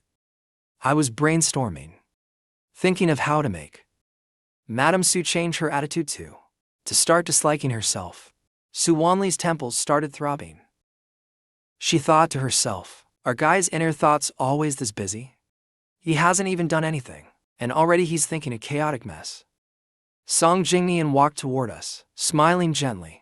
He was just about to speak, when Su Wanli grabbed my hand. Are you not going to stop until you burn yourself to ashes? Do you have a death wish? Su Wanli was trying hard not to be affected by my thoughts, holding my hand while still struggling inside. Let's go quickly, don't keep Grandma waiting. With that, Su Wanli pulled me along and walked right past Song Jingnian. At that moment, Song Jingnian's smile could no longer hold up. My hand at my side clenched tightly, trying hard not to let my emotions show. I stood where I was, trying to calm my mood, then adjusted my expression again, and turned to walk toward the garden. In the garden, Madame Su wore maroon kipao, standing in front of blooming roses, holding a small pair of scissors in hand, snipping away with great interest. Next to her stood another elder with equally white hair. Grandma, we're back. Su Wanli walked over with me in tow. When Sheng spoke up, when Madame Su turned and saw me, a smile immediately appeared on her face. Chun is here. I was a little unsure. Did Madame Su actually know about the photo incident? I had no choice but to stay calm. I greeted her obediently. Hello, Grandma. Madame Su came over. She pulled me away from Su Wanli's side, then turned to the elderly man beside her and said, Quick, have the servants bring the frozen sweet dumplings from the fridge. Yichen likes them. Hearing frozen sweet dumplings, I couldn't help but feel surprised. How did Madame Su know I liked frozen sweet dumplings? The original person didn't like them at all. At that moment, the question in my heart was about to burst out. Grandma. Just as I was about to ask, Song Jingnian walked over. Smiling, he said, Grandma, and Zhao is here. Everyone turned around and saw Zhao Mu standing beside Song Jingnian. Her face was grim. She stepped in front of me and shouted, Kneel. Zhao Mu's sudden appearance took both Su Wanli and me by surprise, but Madame Su gave Song Jingnian a meaningful look, then restrained her smile a bit. She reached out and pulled me behind her to shield me. Mrs. Zhao, even if you want to discipline the child, there's a time and place. Madame Su's tone toward Zhao Mu was completely different from the one she used with me just a moment ago. And you just outright told me to kneel. Get real. The Qing dynasty is long gone, okay? If you want me to kneel, you'd better be worthy of it. Do you really think you're an empress? Of course, I wouldn't pass up such a good opportunity to stir up hate. Hiding behind Madame Su, I said.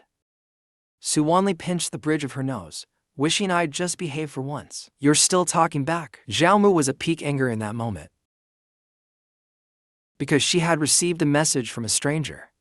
The contents were photos of me and a strange woman at the hospital, along with sensationalized headlines from unethical media. The photos had been edited, as if to avoid offending the identity of that mysterious woman.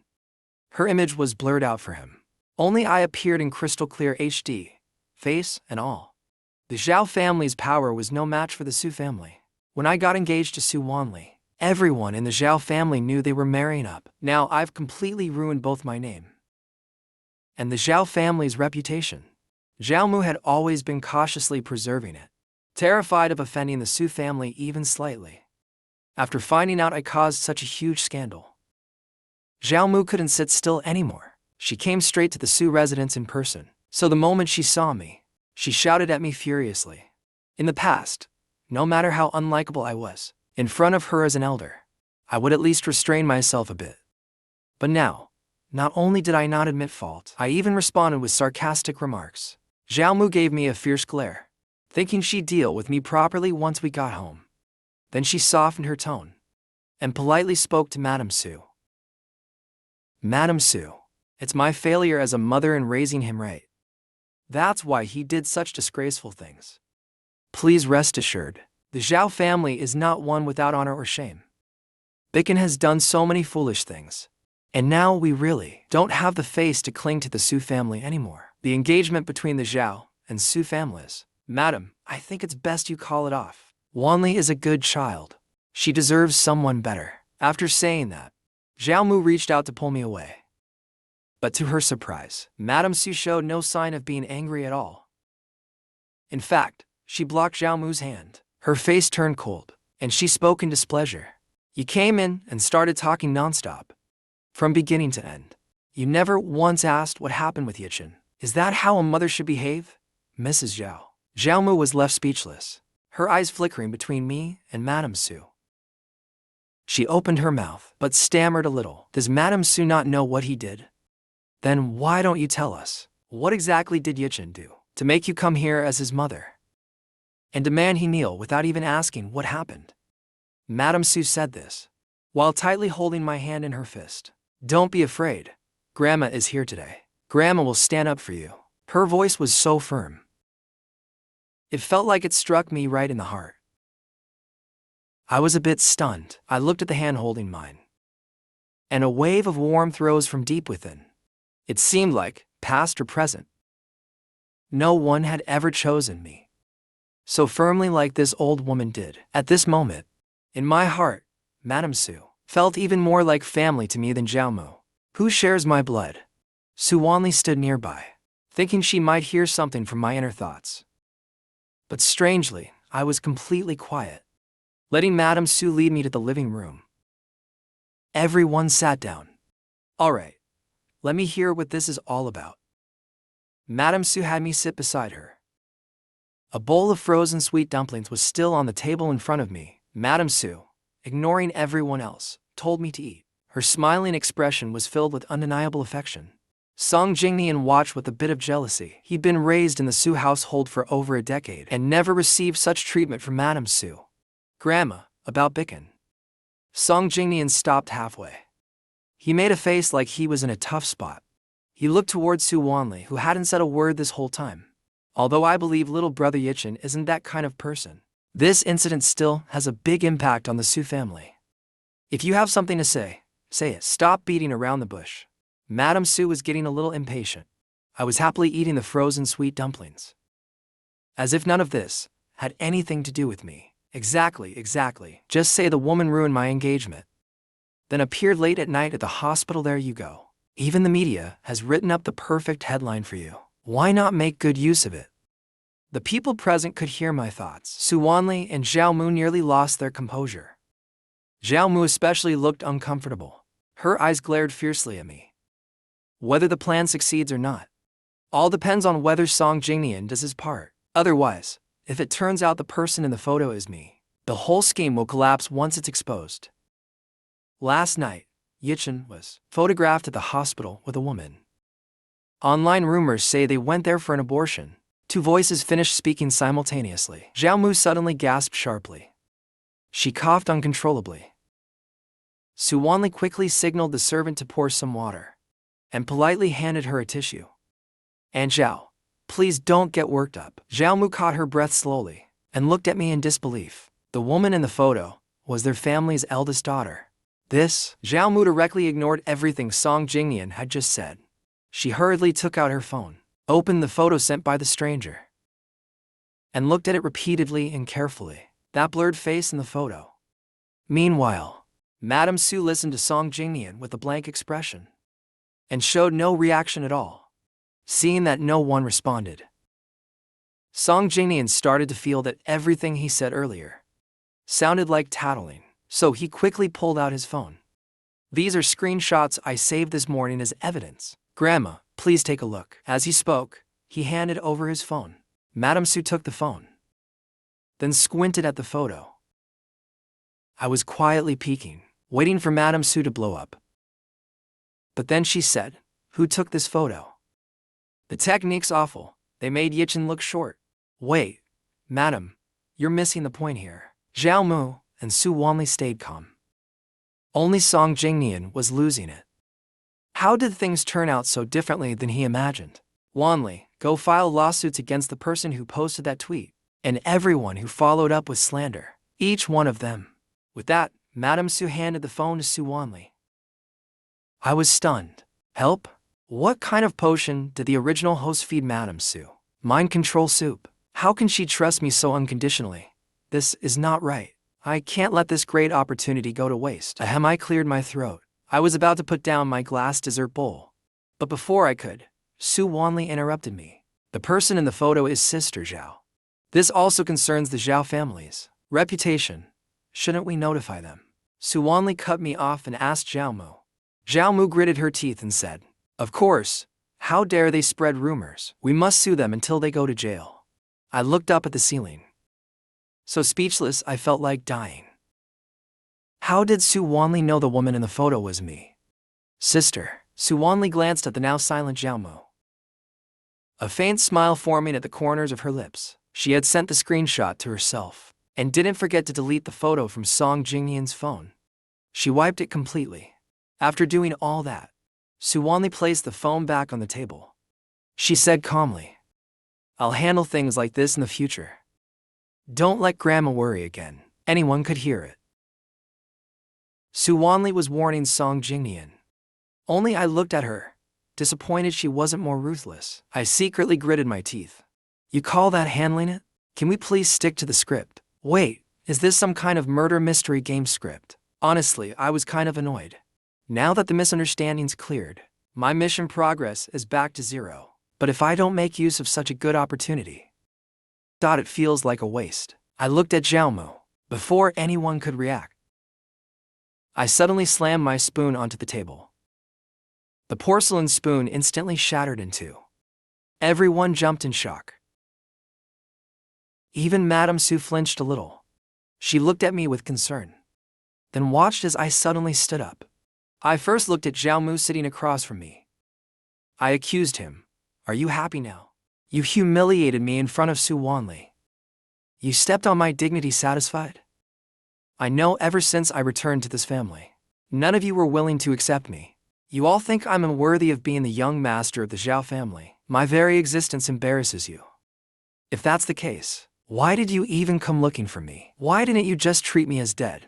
After my outburst, I didn't give Zhao Mu any chance to respond. I turned and launched at Song Jingnian next, and you plotted endlessly to ruin my engagement to Su Wanli, just so you could take my place. How does it feel now that your plan failed? Isn't it frustrating not getting what you wanted? I looked at him smugly, completely ignoring Madame Su's presence. After my fiery rant, I was hoping to slightly recover some mission progress. If even this didn't work, did I really have to find a mistress to make something happen?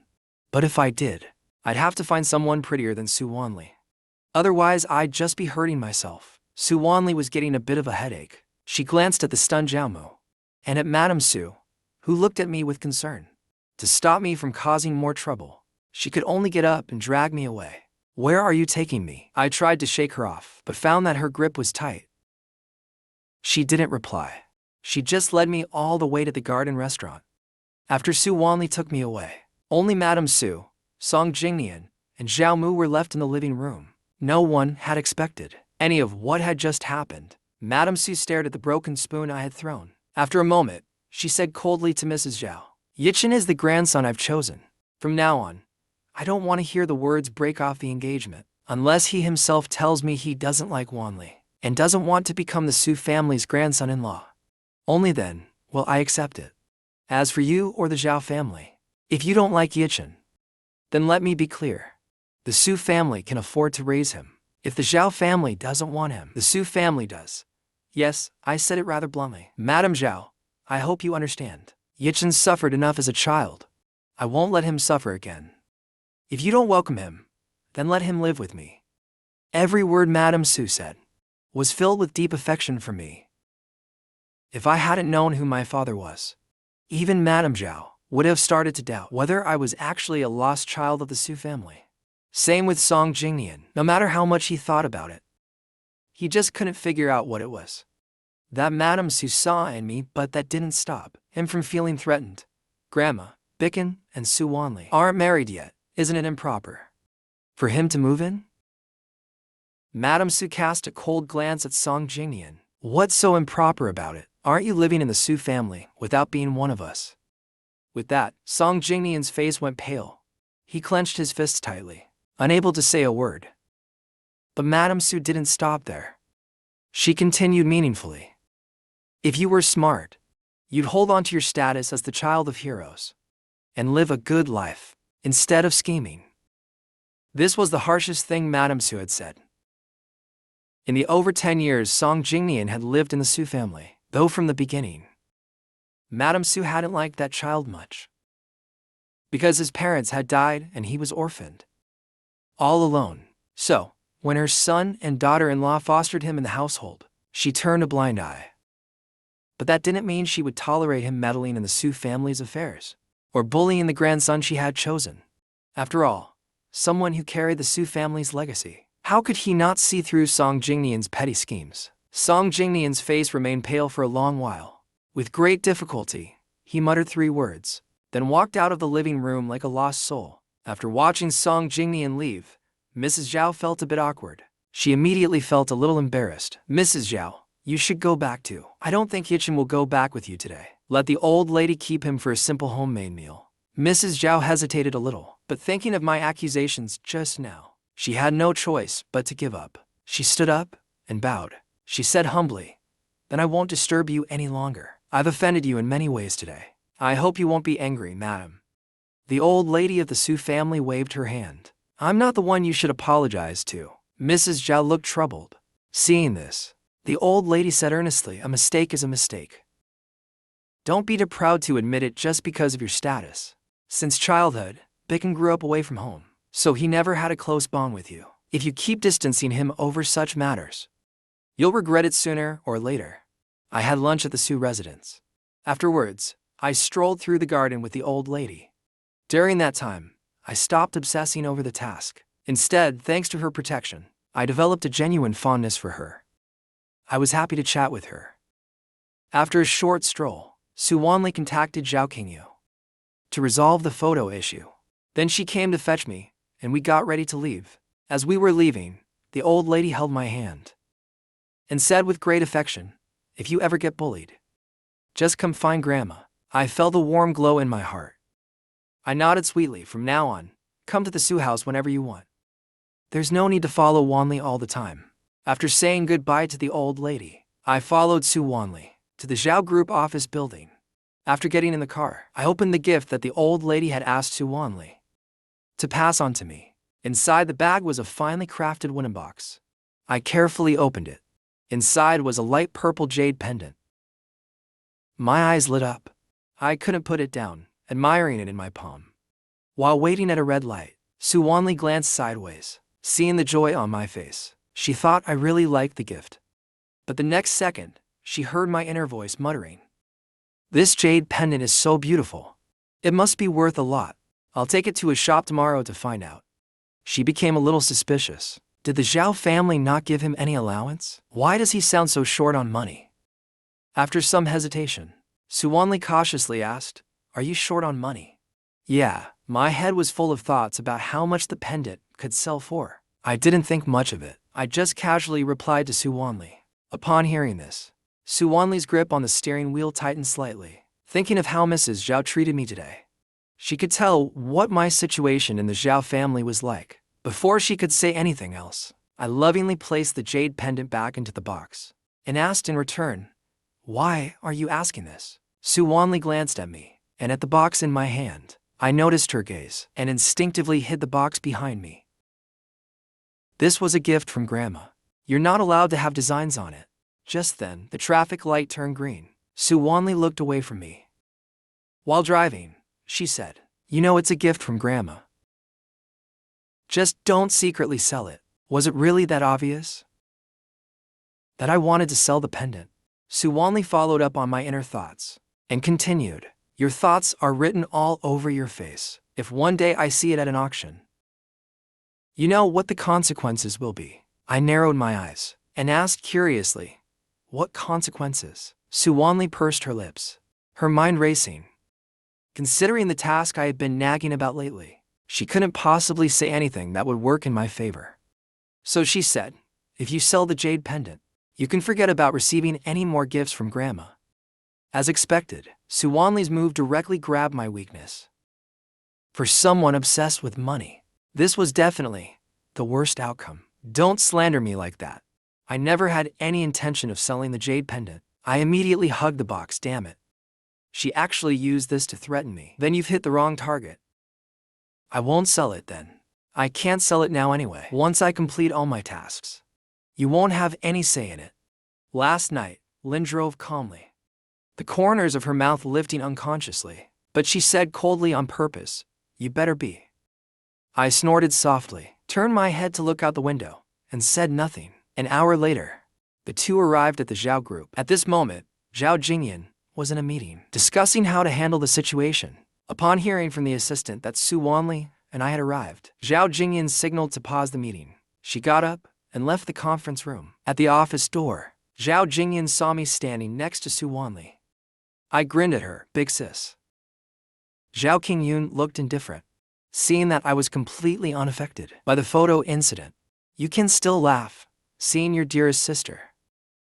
Of course I'm happy, I said obediently on the surface, but deep down I was gloating.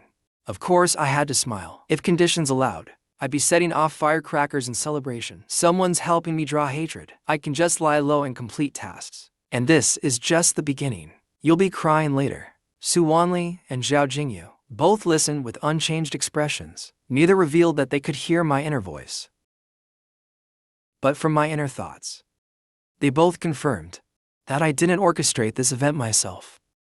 Someone else was pulling strings behind the scenes. Suwanli had a vague guess about who it was, but she had no direct evidence. She turned to look at Zhao Qingyun. In a gentle voice, she said, President Zhao, I have information about the blogger who first exposed the photos. Grandma's suggestion is to file lawsuits one by one for malicious slander. I wonder what President Zhao plans to do.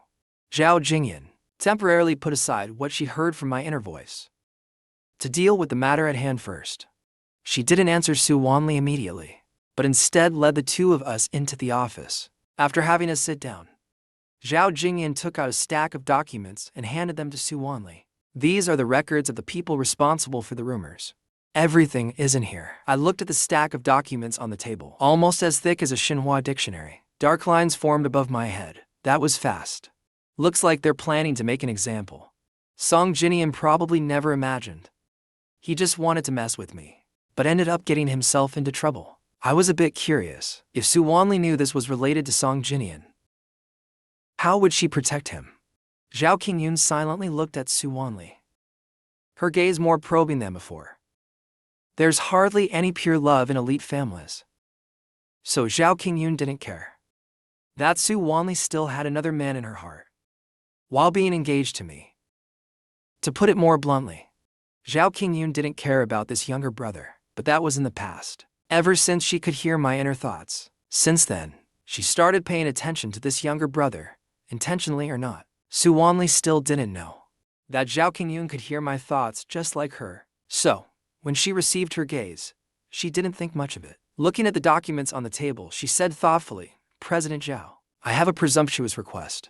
If we find out who's really behind this, could we hand them over to the Su family for punishment? Suwanli's words made the probing in Zhao Qingyun's gaze grow even deeper. She wondered, could this future sister-in-law really have something going on with that man's surname Song? I was also watching him with great interest. Let's see. So, it's finally starting to fall apart. All this time I've been causing trouble for Song Jinian, and he hasn't reacted at all. Turns out he was just trying to lull me. I immediately started brainstorming, thinking about it now. Suwanli must already know this was done by Song Jinian. Then why didn't she stop Madame Su from pursuing it? That thought made me pause deeply. The two women beside me tactfully remained silent, quietly waiting for my next mental outburst. A moment later, I internally dragged out in awe and thought, I get it now. Suwanli must be afraid that Madame Su would see through her feelings for Song Jinian. She couldn't bear to see him in trouble. So, she planned to use my eldest sister as a shield. Hearing that, Zhao Jingyan raised her brows. She looked at Su Wanli with deep meaning, receiving Zhao Jingyan's gaze again. Su Wanli sat calmly on the sofa, but internally realized she wasn't the only one who could hear my thoughts. Even someone with her strong mental fortitude almost lost composure. Zhao Jingyan, on the other hand, activated gossip mode. With a face full of bloodlust, she asked, "Why?" Ultimately speaking, the ones most affected were my brother and the Zhao family. Letting you handle it seems rather inappropriate. At this point, Su Wanli was sure that Zhao Qingyun could also hear my thoughts, thinking of her misunderstanding about her. At this moment, Su Wanli naturally couldn't insist on letting the Su family deal with the culprit anymore. It was just a request. If it's inconvenient, President Zhao, just pretend I never said it. Hearing this, Zhao Qingyun was a little surprised. Was Su Wanli not planning to protect her little lover anymore? Or did she have another plan? Meanwhile, I had no idea my secrets had been fully exposed. When I heard that Su Wanli didn't insist on her request, I frowned deeply. What kind of sudden twist is this again? Such a dramatic turn of events. Su Wanli, why didn't you insist? You're not even standing up for your future husband? Why is everyone suddenly not following the script? I complained silently in my mind. The other two were each harboring their own thoughts. Miss Su, please head back first. I still have something to discuss with my brother. Once the photo scandal was mostly resolved, Zhao Qingyun sent her away directly. Su Wanli didn't say anything. She said goodbye and left Zhao's office alone. I was still dazed, unable to understand why Su Wanli would compromise and stop interfering in this matter until Zhao Qingyun arrived and placed a glass of juice in front of me. I heard Mom scolded you at the Su house today, Zhao Qingyun said lightly. I snapped back to reality and immediately lowered my head in silence. Seeing my behavior, Zhao Qingyun, despite knowing that this brother probably didn't care at all about how the Zhao family treated him, still felt that their mother's actions were hurtful.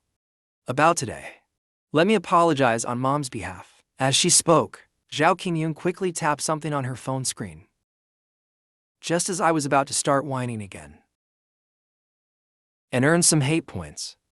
I suddenly heard a notification chime from my phone, and then came the voice. Alipay received 1 million yuan. My eyes lit up. I quickly pulled out my phone to check. Sure enough, my balance had a long string of numbers added.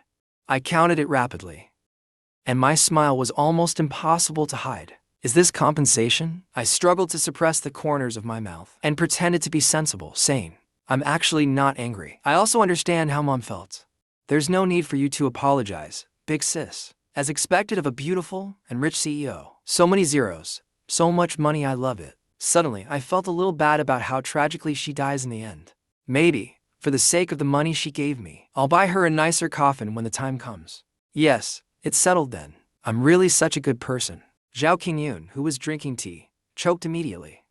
1 million just for a slightly better coffin. And that makes you a good person. Sis, drink more slowly. I pulled a tissue and handed it over. Grinning with a mouth full of white teeth, Zhao Qingyun wiped away the tea stains. She looked at me helplessly and silently muttered in her heart, money grubber. But this also means, in the future, if I want to know anything from her, I can solve it with money. And she happens to have plenty of that. Money is something she does have. Alright, since you're rarely here at the company, let me give you a tour. The reason Zhao Qingyun kept me around was naturally to see if, besides the secretary, there were any other spies in the company. Having just received 1 million, I was in a great mood and didn't reject the offer. I cheerfully followed behind Zhao Qingyun. Zhao Qingyun took me to inspect from the lowest level departments first. She was determined to root out any hidden dangers in the company, completely unaware that while I was observing, I was also muttering in my heart, Zhao Jingyu really had some skill. Such a big company, under her management, was thriving. The future looked very bright. Speaking of which, in the end she disappeared and went bankrupt. What a pity. Such a shame, really. That unscrupulous author, just to make the male lead look good, would stop at nothing, turning everyone into stepping stones for her rise. If she knew all her efforts, ended up as a bargaining chip for Song Jinian to secure his place. She'd go crazy. Good thing she didn't die from anger. She died falling off a cliff. Speaking of falling off cliffs, if not for my soul traveling here. Suddenly, Zhao Jingyu, walking in front, stopped. She looked visibly anxious. Go on, keep talking. Why did you stop? After waiting a while, and realizing I didn't continue, Zhao Jingyu couldn't help but stop and turn around. I stopped outside the reception room, staring straight inside, looking in through the glass door. It seemed they were interviewing candidates inside. When I walked by just now, I vaguely heard a name. The interviewer just now called out the name Bailu, right?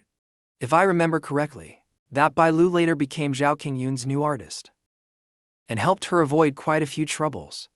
If she had listened to Bailu the day she fell off the cliff, she wouldn't have died. Unfortunately, at that time the Zhao Corporation was already on the brink of collapse. She was overwhelmed. Zhao Jingyan followed my gaze, silently reciting the name Bailu in her heart. Bailu, right? No need to wait until later. Let her be my secretary now. Zhao Jingyan secretly sent a message to her assistant, telling him to keep an eye on this person named Bailu. Then she continued the tour with me. But after that, she didn't get any useful information from my inner thoughts.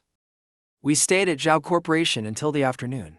Zhao Jingyan took me to dinner before sending me back to school. As soon as the car stopped at the school gate, I saw several police cars drive in.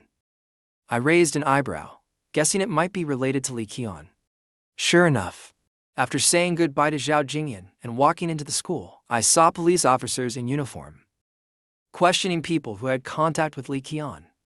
I casually walked past them, planning to eavesdrop. Then I heard a girl pointing at me and saying to the police, "It's him. Li Qian had a conflict with him a few days ago." The police immediately came over to stop me. "Classmate, please cooperate with our investigation." Still not understanding what she meant. That girl just now already told them everything from a few days ago about secretly planning to teach me a lesson. She spilled it all. Looking carefully at her, I recognized her. She was one of the people involved that day. I blinked. A faint glint of darkness flashed across my eyes. Because someone had pointed me out directly, I had no choice but to go with the police to cooperate with their investigation. At the station, I learned that Li Qian was seriously injured. She had multiple bruises on her body. Her ribs, an arm, and even her calf had multiple fractures. They said she was unconscious and had been lying in that alley until dawn. A staff member from Nightfall only found her while taking out the trash after work. That's so tragic. I held a cup of hot water, listening with a gossip-loving face, as the Nightfall staff beside me continued speaking. So pitiful. Originally, our shop's trash bin was at the back door. We don't know who moved it. Next to Miss Lee, blocking the view, so no one could see there was someone there. The worst part is that some customers aren't exactly well-mannered. They always like to pee around the trash bin. I looked disgusted. You didn't see what Miss Lee looked like when she was found. Her whole body was covered in. The person stopped mid-sentence, seemingly feeling a bit nauseated, and didn't continue. I didn't need to guess. I already knew what kind of scene that must have been. I wonder what kind of person Miss Lee had offended. She looked so pitiful when we found her. The person sighed and said no more. I sipped my water quietly, my dark eyes darting around continuously, with an almost imperceptible smirk. At that moment, two men in work uniforms walked in. One of them was seriously saying something. Zhao Jingyi was just about to respond when a familiar voice suddenly rang out. When is it going to be my turn? It's already dark outside. The doorman is going to nag again soon. I froze for a moment, then looked up and glanced around the room, trying to find the owner of that voice. And soon enough, she spotted me, blending in with a group of people wearing uniforms. I sat on a bench in the corridor, holding a cup of water in my hands, looking completely at ease. Zhao Jingyi was a bit surprised to see me there. Without thinking, she started walking toward me. Zhao Ji, where are you going? A colleague asked in surprise, following behind her. Maybe Zhao Jingyi's presence was too strong. I instinctively turned my head and looked, and I saw my third sister, who always carried a breeze of authority. I was instantly speechless. It felt like being caught doing something wrong by an adult. Why are you here? Zhao Jingyi stood in front of me, looking down on me with disapproval. I blinked, hesitated with my mouth open for a few seconds, and said, "They said I'm a suspect." Zhao Jingyi stared at me, scrutinizing. "Suspect of what? Did you get into trouble again?" Before she could finish those two words, Zhao Jingyi remembered a conversation their family had previously. She softened her tone and asked what exactly had happened. This time, I was the one surprised. I didn't answer immediately, but just stared blankly at my third sister in front of me. The sun must be rising from the west. She actually didn't scold me straight away, like she used to, and instead kept asking, "So, did no one else from home come with you? Just you?" I nodded. Big sis dropped me off at school and left. Said she had a meeting. Zhao Jingyi sighed quietly, glanced around, then told me not to go anywhere, and turned to head toward the office at the end of the corridor. Not long after, a police officer came to call me in. Inside the office, Zhao Jingyi was talking to another young woman. Both looked relaxed, so they must have known each other. "This is your younger brother." The woman in the police uniform looked up. There was a hint of surprise in her tone. "Yeah, the youngest in the family," Zhao Jingyi said calmly. Wenyin's face showed a gentle smile. She waved to me. "Come sit over here. Don't be afraid, it's just a routine set of questions." After I sat down, I placed my hands on my knees, appearing a bit reserved. Seeing me like this, Zhao Jingyi felt for the first time that this little brother needed protection. She softened her tone and said, "Don't be afraid. As long as you're not involved in this matter, with third sister here, no one will dare bully you." I turned my head, eyes sparkling as I looked at her. Zhao Jingyi's face showed an expression of hope. "Thank you, third sister." It was also the first time Zhao Jingyi saw such an expression on my face. Unlike the past, when seeing her, I was like a startled bird. This was different. In that moment, a sudden sense of pride in being relied on surged in her heart. But before she could enjoy the feeling, she heard my inner thoughts about hitting Li Qian that night. I actually did my homework in advance. I avoided all surveillance spots and left no evidence. "You can investigate all you want." Zhao Jingyi's eyes widened, looking at me with a bit of disbelief. So it really was me who hit her, that fleeting thought. She hurt again, of course. I just didn't cripple her. She's already recovered. Zhao Jingyi turned her head away and sheepishly rubbed the bridge of her nose. Then I put on my best acting and rambled to the police, presenting myself as a poor student, being bullied by a school thug. If no one had stepped in that day, Li Qian would have already hit me. Zhao Jingyi could barely stand watching anymore. "You, as his sister, didn't even know your brother was being bullied at school?" the woman asked seriously, turning her head to question Zhao Jingyi. Zhao Jingyi was a bit speechless. She turned her head. I sighed and said, "I spend 300 days a year in the department. The rest is spent on business trips. How could I have time to care?" "But even if you're busy, as his sister, you still need to pay attention. School bullying is very serious nowadays. It's bad for the child's physical and mental development." The traffic police responded perfunctorily. "I'll inform your family later." "Do you remember who helped you out?" the woman asked again. The corners of my mouth lifted. A glint flashed in my eyes. Of course I remember. Meanwhile, at a luxury apartment, Suwanli had just closed her laptop. Her phone on the table started ringing. She looked at the unfamiliar number and hesitated for a moment. After answering, the voice on the other end said directly, "Hello. Is this Suwanli?" "This is the police station." When Suwanli arrived, I was already eating barbecue. Zhao Jingyi was sitting across from me, arms crossed, looking at me gnawing on a chicken leg with a complicated expression. Although I had already been cleared of suspicion, just hearing about it still gave the new Zhao Jingyi a headache. She never would have imagined that her seemingly well-behaved little brother could actually beat a girl into the hospital, but she couldn't ask directly either. At that moment, Suwanli appeared at the door. There was a sheen of sweat on her forehead. Her eyes landed on me first. "You're here," I said, holding a chicken leg, smiling at her. Suwanli let out a breath and asked, "Did Li Xian give you trouble again?" Because on the phone, the police hadn't said much, only mentioning that Li Qian was injured and hospitalized. After receiving the call, she rushed over without delay, worried that after she left early today, no one was around to look after me, and that's when I ran into Li Qian. Seeing that I was fine, Suwanli subconsciously breathed a sigh of relief even she didn't realize it. Nope. After you warned him that day, I never saw him again. I looked at Suwanli with sparkling eyes and said. Zhao Jingyi quietly shook her head, thinking to herself this little brother could totally be an actor. Hearing that, Suwanli felt relieved. Then she finally noticed Zhao Jingyi sitting nearby. Third sister, she greeted. Zhao Jingyi nodded slightly in response. I'll go talk to the police first. I'll be back in a bit. Suwanli finished speaking, glanced at the barbecue on the table, then turned and walked out. Not long after, Suwanli returned holding a bottle of soda water. She sat down on the bench beside me. She naturally placed the bottle in front of me. Then she got to the point. I've already explained everything to the police. It really has nothing to do with you. Thank you, Suwanli, to stop me from saying anything too outrageous. Suwanli quickly said, it's getting late. You should be heading back to school. After that, she glanced at Zhao Jingyi and continued, third sister, you probably still have work to do, right? Zhao Jingyi nodded. There's still some work to finish. Then I'll leave it to you. But I haven't finished eating yet. I pointed at the barbecue on the table and said, take it to the car and eat. I looked at Suwanli in surprise. I remembered from the system's data that Suwanli had mild OCD. Not just anyone could sit in her car, let alone eat food inside it. Something's off, really off. Even when Suwanli was closest to Song Jingyi and emotionally, she never let him eat in the car. So why the exception today? Could it be a trap in the car?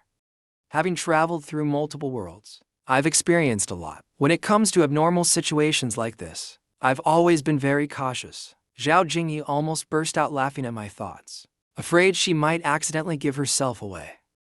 She quickly stood up. I have to get back to work. You should head back to school with Suwanli too. After saying that, she quickly left, not giving me any chance to make her stay. Let's go.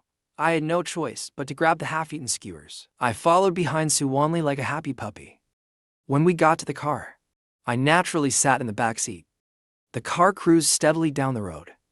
Suwanli kept glancing at me in the rearview mirror. When she saw I had finished eating, she kindly reminded me where the tissues were and where the car fridge was. She told me what drinks were inside. I happily enjoyed it all. After opening the car fridge, I saw there were still a few bottles of cola and one bottle of soda water. Without thinking, I grabbed the soda water. I didn't forget to remind Suwanli, you should drink less carbonated stuff. Otherwise, when you're old, you'll be stuck in a wheelchair, watching your husband and other old ladies dance in the square. I didn't put those there. Suwanli explained briefly. I casually replied, I know Song Jingyi put them there. Suwanli turned around, her eyes staring at me intently. I'll say it again. There's nothing between me and Song Jingyi. I looked ahead first, saw we were waiting at a red light, and then calmly said, nothing now doesn't mean nothing in the future, don't you think? Anyway, you and Song Jingyi are the main couple. You'll end up together in the end. Suwanli closed her eyes briefly, just when I thought she wouldn't say anything more. Her cold voice came again, you're right. When it comes to feelings, even if there's nothing now, there might be in the future. The engagement stays. I'll try to get closer to you. My eyes widened. What did you just say? Suwanli's sudden words nearly made me lose it. We can try getting along, Suwanli said without even turning her head. I was dumbfounded and collapsed back into the seat. I stared at Suwanli's profile with a complicated expression. Neither of us said anything more, as if trying to avoid Suwanli. I deliberately sat directly behind her, in a spot where I couldn't even be seen in the rearview mirror. Suwanli knew very well that what she had just said was indeed a bit sudden. But she couldn't worry about that now. For now, she couldn't figure out where I got those bizarre and messy conclusions from. But one thing was clear. She absolutely had no interest in Song Jingyi. Rather than let me keep imagining things, she might as well prove it through actions. Anyway, after interacting these few times, she couldn't say she liked me, but at least she didn't hate me as much as before. Half an hour later, the car stopped in front of the boys' dorm. I jumped out of the car quickly, without even saying goodbye, and rushed straight into the dorm without looking back. Suwanli leaned against the car door watching me. That fleeing figure made a helpless smile appear on her face, Upstairs, I stood on the balcony watching the car drive off. Then I quickly opened the task page, wanting to see if my efforts recently had increased the dislike value even a little. But aside from a few basic profiles of the target characters, the progress page that used to be there had disappeared. My expression grew serious. Jialin, come out, I'm here. The system voice chirped out excitedly. I want to check the progress of the dislike value. I didn't beat around the bush, just directly stated my request. Right now, are you sure? The system's counter question immediately made me sense something off. I pressed my lips together and became more cautious. What do you mean by that? Don't tell me there are conditions to view progress? Not exactly conditions, but since the last system update, task progress checking has been modified. So aside from system alerts, when progress changes, host, the rule for manually checking progress is once every 6 months. Host, are you sure you want to use your access now? After hearing that, I let out a cold laugh. The system felt a chill. Its back turned cold. Host, don't be like this. I'm scared. When did the system update?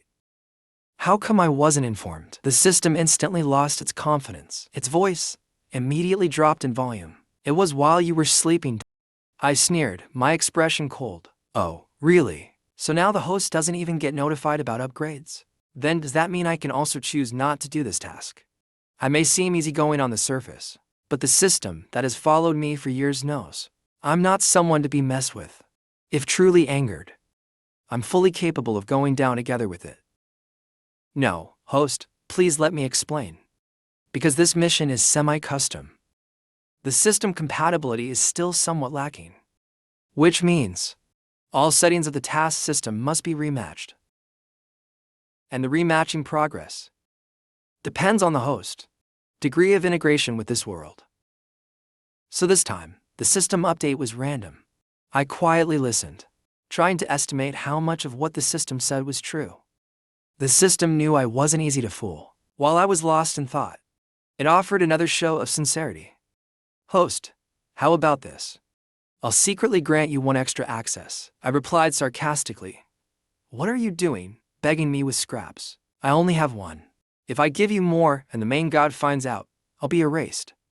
And your 30 billion reward will go up in smoke too. At the mention of 30 billion, I suddenly felt like my survival instinct had been awakened. Fine, just once. Though dying is easy, I'd rather be a billionaire. After compromising, the system opened the access for me. But when I saw the completely unchanged progress bar, my vision went dark. Even when I looked at Su Wanli's dislike value toward me, the value dropped from 98 to 90.70. I almost wanted to die. There must have been an error during the system update. Hurry and reboot it. Seeing myself fall further from that 30 billion goal, I was on the verge of a breakdown. The system doesn't make mistakes. These are real numbers. Then what the hell am I even doing? Do you want to switch mission tracks? You can still change to a goodwill mission if you want. No. I ground my molars furiously and stabbed hard a few times at Su Wanli's mission progress bar. I'm determined to be the scumbag in this story. After saying that, I immediately closed the task system screen. As the screen shut down, the system let out a faint, almost unnoticeable chuckle. I didn't notice it. Instead, I angrily slapped the wall. Since plan A didn't work, I'll move on to plan B. The system got curious. What plan? Tell me. I want to hear it. Date Su Wanli. Are you sure that's not increasing goodwill?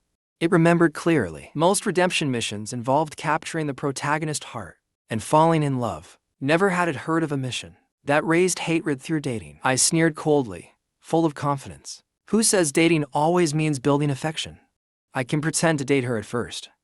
Then, when she really falls for me, I'll cheat on her and dump her hard.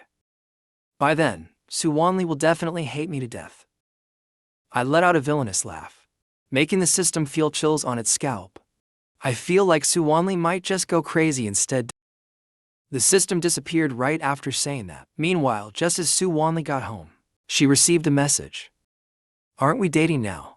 Then why haven't you removed me from the block list? You've got 1 minute, or I'm going to cause trouble. Su Wanli stared at that message for a long time.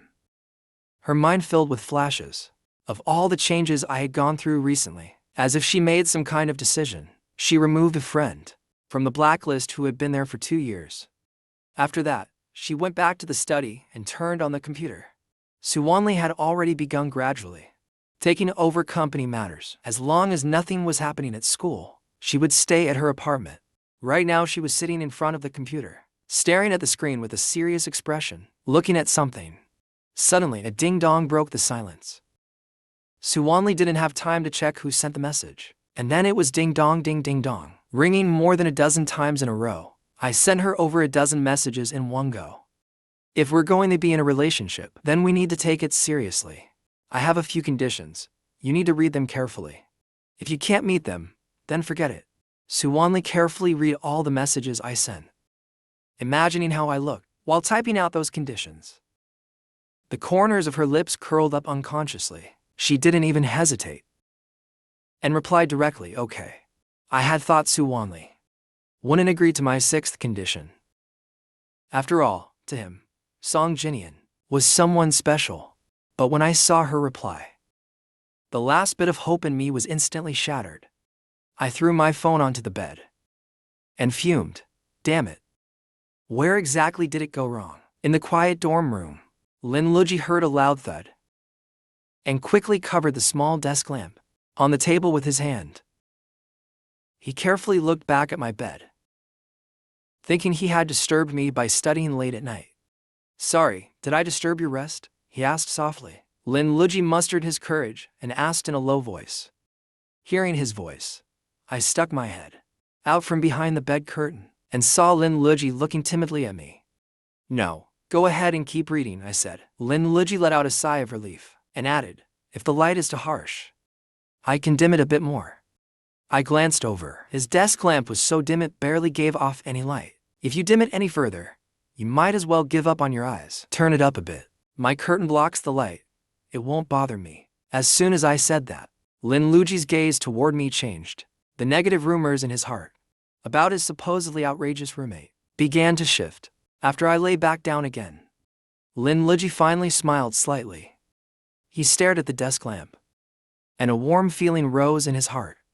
Compared to his previous roommates, I was already quite easy to get along with. At least I didn't bully him like those others.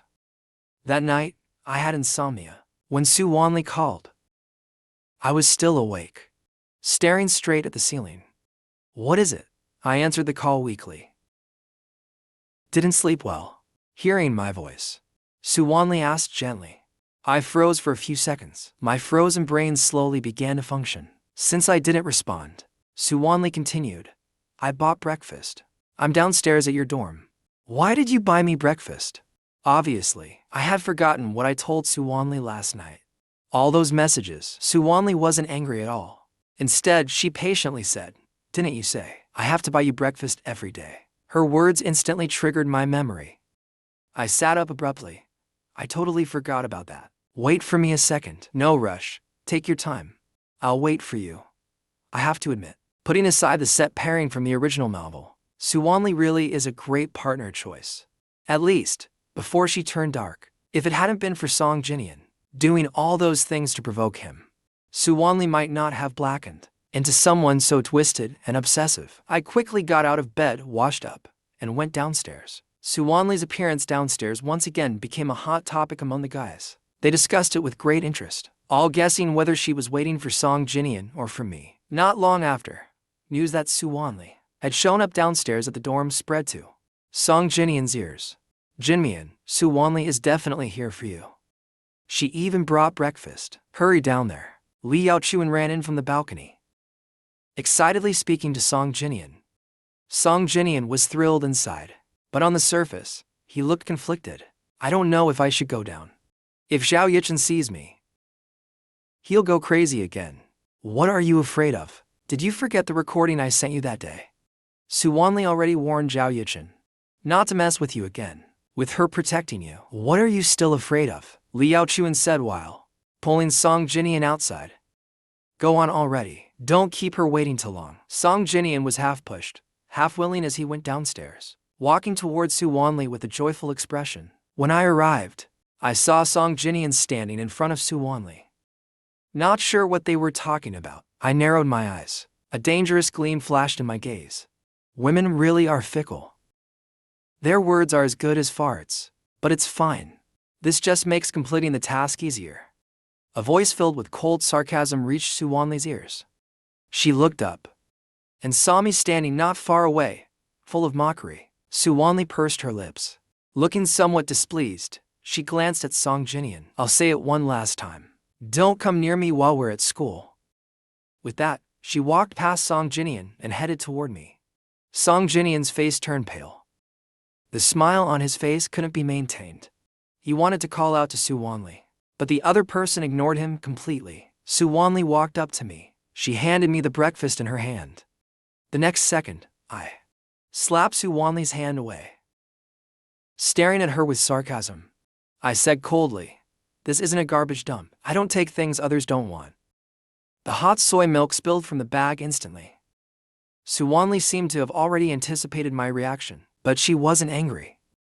She just glanced at the half-spilled soy milk and sighed helplessly. Won't you even listen to my explanation? Su Wanli asked gently. I curled my lips, hands in my pockets, glaring at her with a look that said settling scores after autumn. What did you promise me last night? Do you want to look at the messages you sent? Su Wanli stepped forward. Those beautiful eyes of hers stared straight at me, as if they were hooks that could steal your soul. She lifted her head and said with gentle patience, I didn't forget. He came over by himself just now. It had nothing to do with me. I raised an eyebrow, completely ignoring her explanation. I don't care whether it was related to you or not. The point is, I saw it. So, I'm going to be unreasonable. Let's see how long you can put up with me. Su Wanli was full of helplessness. She reached out to take my hand, then looked at the breakfast she had bought. I'll take you out to eat. Su Wanli held my hand and walked toward the car. I want to sit in the back. I stopped at the back door and refused to move. Su Wanli didn't force me. She opened the door and let me in. Song Jinian watched the whole time as Su Wanli indulged me. His heart felt extremely bitter. He swallowed the bitterness down, enduring the gossiping eyes from all around. He walked over with difficulty. Song Jinian came to the front passenger side. Reaching out to the door, he said, Wanli, give me a ride.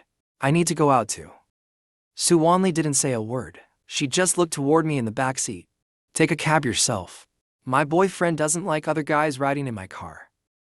Su Wanli said calmly. Boyfriend? Song Jinian's expression froze. He looked at Su Wanli in disbelief. Then I rolled down the window and looked at Song Jinian with a smug face. Correction. Fiancé. Su Wanli chuckled softly. Fiancé. Seeing that I didn't get the reaction I wanted, I suddenly felt a bit embarrassed. Annoyed, I quickly raised the window back up again. Could Su Wanli actually have feelings for me? Sure, I'm handsome and charming, but she and Song Jinian were the real pair. Song Jinian was useless though. Even with the protagonist halo, he still couldn't overshadow me, the scumbag. Su Wanli could now automatically ignore my nonsense thoughts. She didn't even glance at Song Jinian. Just got in the car and locked the door. The car started and drove off, leaving Song Jinian behind in utter embarrassment. His fists clenched tightly, eyes fixed on the direction the car had gone. The onlookers around, none of them expected it to end like this. Clearly, until just recently, Song Jinian and Su Wanli were the assumed couple in everyone's eyes. When did Su Wanli and I go public? Li Yaochuan had followed Song Jinian downstairs, originally hoping to help his friend score, but instead saw him suffer such humiliation. He stood from afar, eyes full of sympathy for Song Jinian. When the car disappeared down the road, he jogged over to Song Jinian's side. Jinian, don't be sad. Su Wanli must have her reasons. Li Yaochuan consoled Song Jinian with deep concern. Head lowered, struggling to suppress the hate surging in his heart. Trying hard to make his voice sound normal, he muttered dejectedly, they were engaged all along. I was the extra one all along. Li Yaochuan quickly shook his head. No, clearly you and Su Wanli are the real couple. It was Zhao Yichin who came in between and messed everything up. Song Jinian lowered his head, choking up. But this is the reality. Even though we've known each other since childhood, even though there were feelings between us, she still had to accept this engagement under pressure. What should I do? I've told myself countless times not to feel this way, but I still can't help it. Just the thought of her being forced to accept someone she doesn't love makes my heart ache. Song Jinian grew more emotional as he spoke. As long as I'm here, I definitely won't let Zhao Yichen get his way. I'll make Su Wanli see his true colors. And make Madame Su hate him too. Liao Chuang kept comforting him, completely unaware that the brother he cared about so much had nothing but scheming in his eyes at that moment. Liao Chuan didn't say anything out loud, but deep down, he was determined to find me again. Meanwhile, Su Wanli took me to a dim sum restaurant. I sat near the window. The morning sunlight happened to shine on me. It was like I was wrapped in a glow. I rested my chin and spaced out, completely unaware that Su Wanli had entered. Su Wanli was mesmerized and couldn't help but take out her phone to capture the moment. Then she came over and sat across from me. After breakfast, Su Wanlin sent me back to school. I'll pick you up after class. Su Wanli turned to leave, but I, already in the backseat, said, I want Yang Mei. Sure, then I want a feast. All right, Su Wanli agreed. Then she watched me leave. Once I was out of sight, Fu Wanli finally let out a deep breath. Meanwhile, at the hospital, Li Qian had bandages on several parts of her body. She lay in bed, unable to move. Her phone on the table dinged.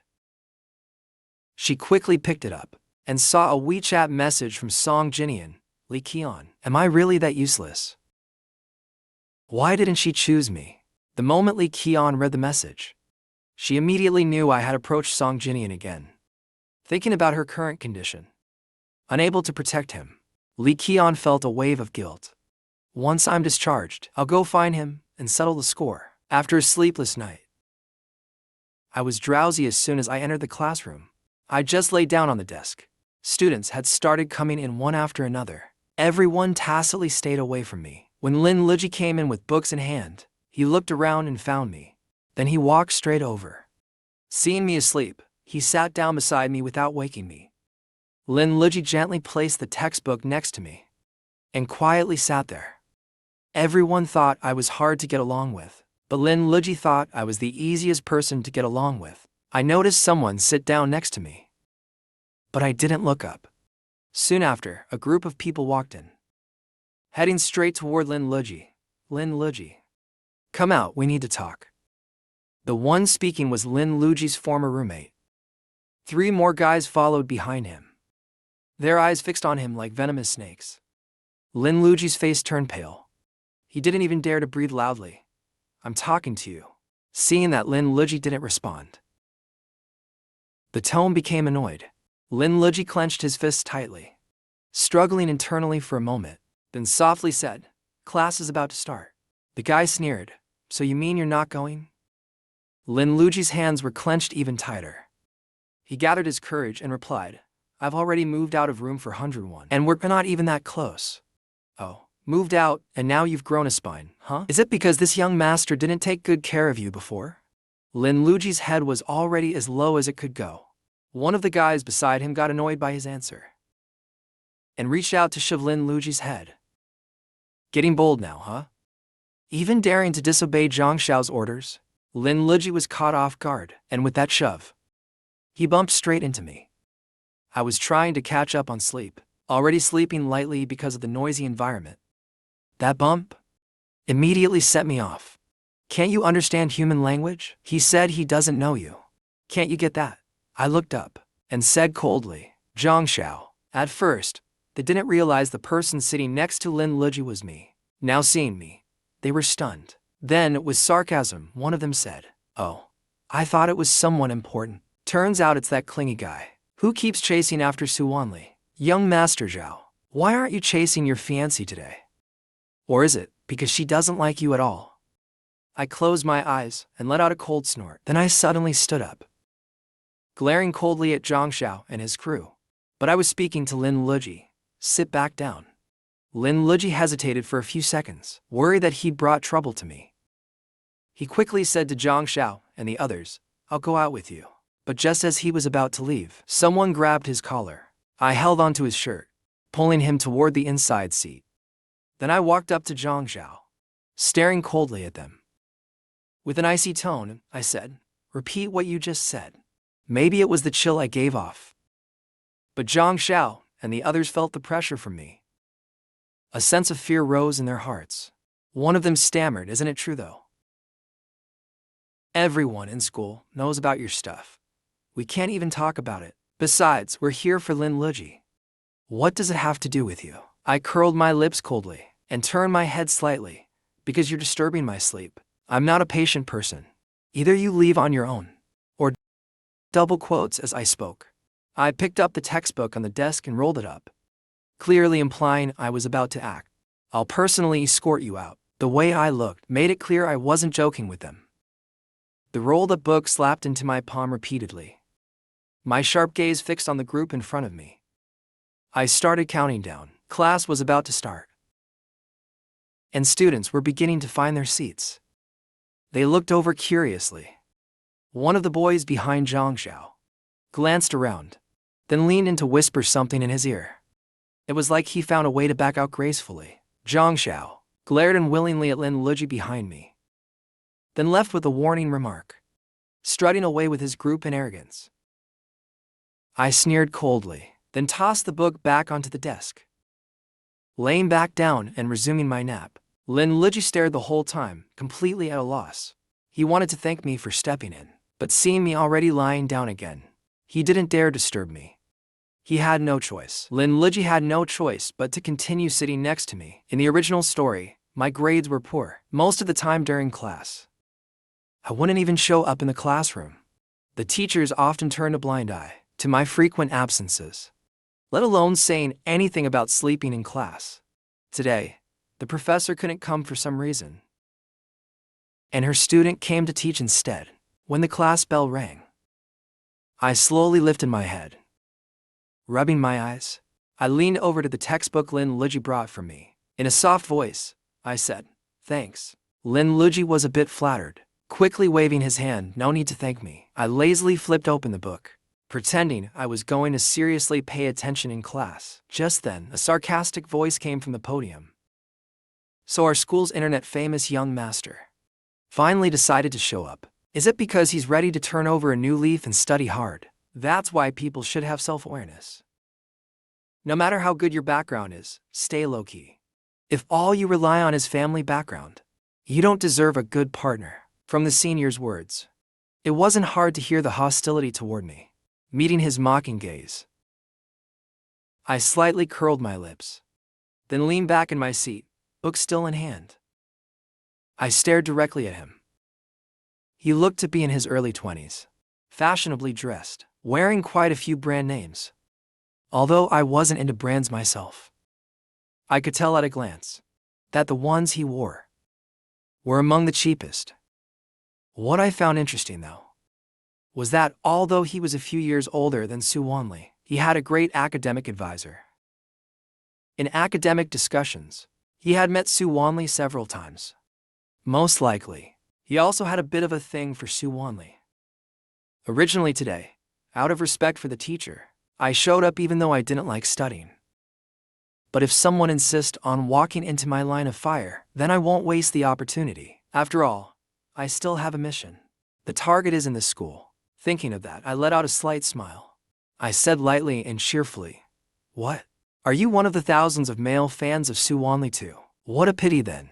I was just lucky to be born right and do nothing, yet still become her rightful fiancé.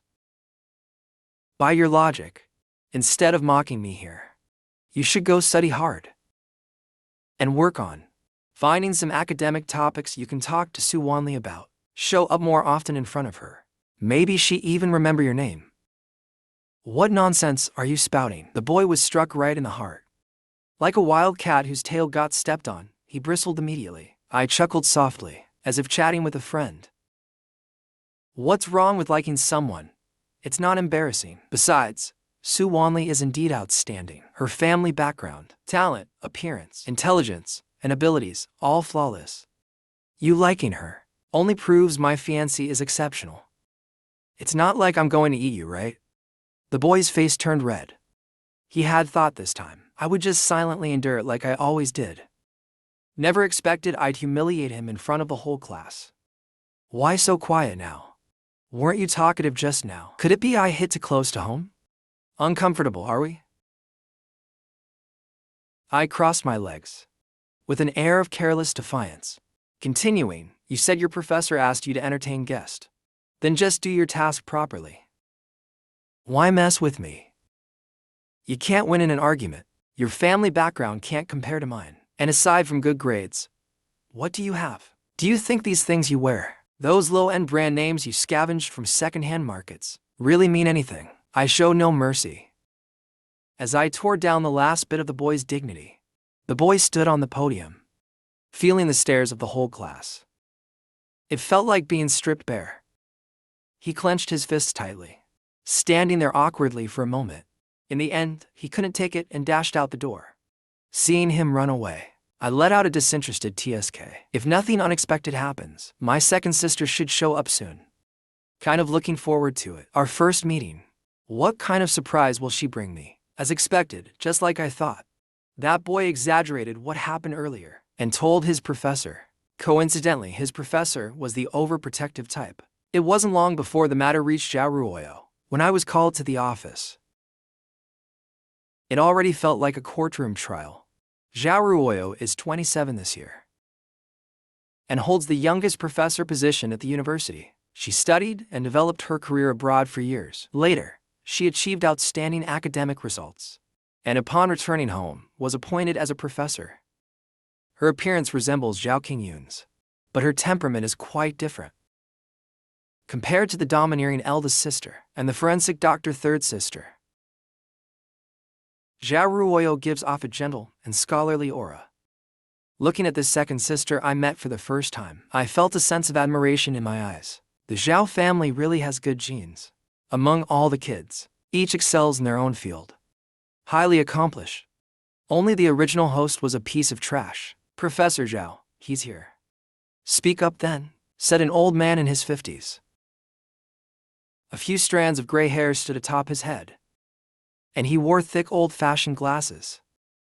Dressed in a black Zhongshan suit, his expression was stern. When Zhao Ruoyo glanced at me calmly, a trace of subtle contempt flickered in her eyes. Yes, just like the other sisters. Zhao Ruoyo didn't like the brother they had just found. To be exact, it wasn't dislike. She resented that I had no desire to study. Then go ahead and withdraw from school. Zhao Ruoyo ignored what Professor Zhao just said, and instead spoke to me. Her tone was calm, without the slightest emotional fluctuation. So indifferent it was, as if the person in front of her had nothing to do with her at all. And indeed, that's exactly how she felt inside. I wasn't surprised at all by Zhao Ruoyo's attitude. In fact, I even felt a bit relieved. Thank goodness. Finally, someone normal. The sudden voice startled Zhao Ruoyo. She quickly looked around, her gaze ultimately landing on me, who hadn't said a word. The inner voice continued, just dropping out. Isn't that too lenient? Judging by how much Zhao Ruoyo dislikes me, she should have found an excuse to expel me outright. After all, having a brother riddled with negative press like me is a huge stain on her future. Let me think. What should I say to really piss off Zhao Ruoyo? Zhao Ruoyo stared at me for a long time, processing what she just heard, and confirmed that it was indeed my inner voice. She calmed herself down, gripping a pen with her slender fingers, to hide the emotions surging inside her. There was no time to wonder how she suddenly heard my thoughts. I spoke. Why didn't you defend me? You're my second sister, your family, and yet you're not even as good as this teacher. Hearing that, Professor Zhao at the side inexplicably felt proud. Straightening his back, Zhao Ruoyo pursed her lips, staring at me without responding. Are you even a professor, trying to expel me over something this small? What a loser. All those years of education went straight into a dog's belly, huh? Don't you know family is supposed to support each other? You want me to quit school? No way. And if you won't stand up for me, I'll go out and make a scene right now. I'll say you're a traitor, helping outsiders bully your own younger brother. Or I'll say you faked your academic credentials. After rattling off everything, I finished, and even raised my chin proudly at Zhao Ruoyo. I don't believe someone as proud as Zhao Ruoyo could endure what I just said. Professor Zhao and the student next to him were stunned by my words. Originally, they came here just to get me to apologize to his student. They never expected to witness a whole drama unfold. Professor Zhao looked at me, thinking to himself, this guy really is just like the rumors say. Zhao Ruoyo secretly took a deep breath. She didn't deny that if I had said these things earlier, she probably would have truly been infuriated, especially the accusation about academic fraud. That alone would have been enough for Zhao Ruoyo to do whatever it took to kick me out of school. But after hearing my inner thoughts, she, being clever, immediately realized something was off. Fine, I'll give you a chance to explain. Tell me exactly what happened from the beginning. Don't say I, as your second sister, didn't defend you later. I had already prepared myself to get scolded and continue being hated. Explain, my ass. Everything was normal just a moment ago. Why suddenly act out of character again? I really don't get it. Can't you just be like before? Blame everything on me, without caring who's right or wrong? The rest of the family being messed up is fine. But why does even Zhao Ruoyo have to start acting strange? Zhao Ruoyo listened quietly. She didn't know if she had a problem, but one thing was certain. This younger brother definitely did. After all my antics, Zhao Ruoyo no longer had the mood to deal with today's issue. She just gave a verbal apology to Professor Zhao's student. Seeing that the matter was about to be settled like this, I grew anxious like an ant on a hot pan. Why should I apologize? Are you that worthless? You just apologized to him. Did you even know what happened before apologizing? Weren't you cold and arrogant when dealing with me, your own brother, all high and mighty, but in front of others? You suddenly become so meek. Zhao Ruoyo, I really looked down on you. Shut up. Finally, Zhao Ruoyo couldn't hold back and snapped in a low voice. I was secretly delighted. She finally scolded me. Zhao Ruoyo's temples throbbed violently. Once again, she was sure this brother was insane. Zhao Ruoyo was so annoyed by me her head hurt. It was the first time she discovered how talkative I was. I told you to explain, and you said nothing. Then what do you want me to do? She said, gritting her teeth. I don't care how you handle it. That's your business. Not something I need to worry about. All I know is you didn't protect me. You let others bully me, and then even lowered your head to them.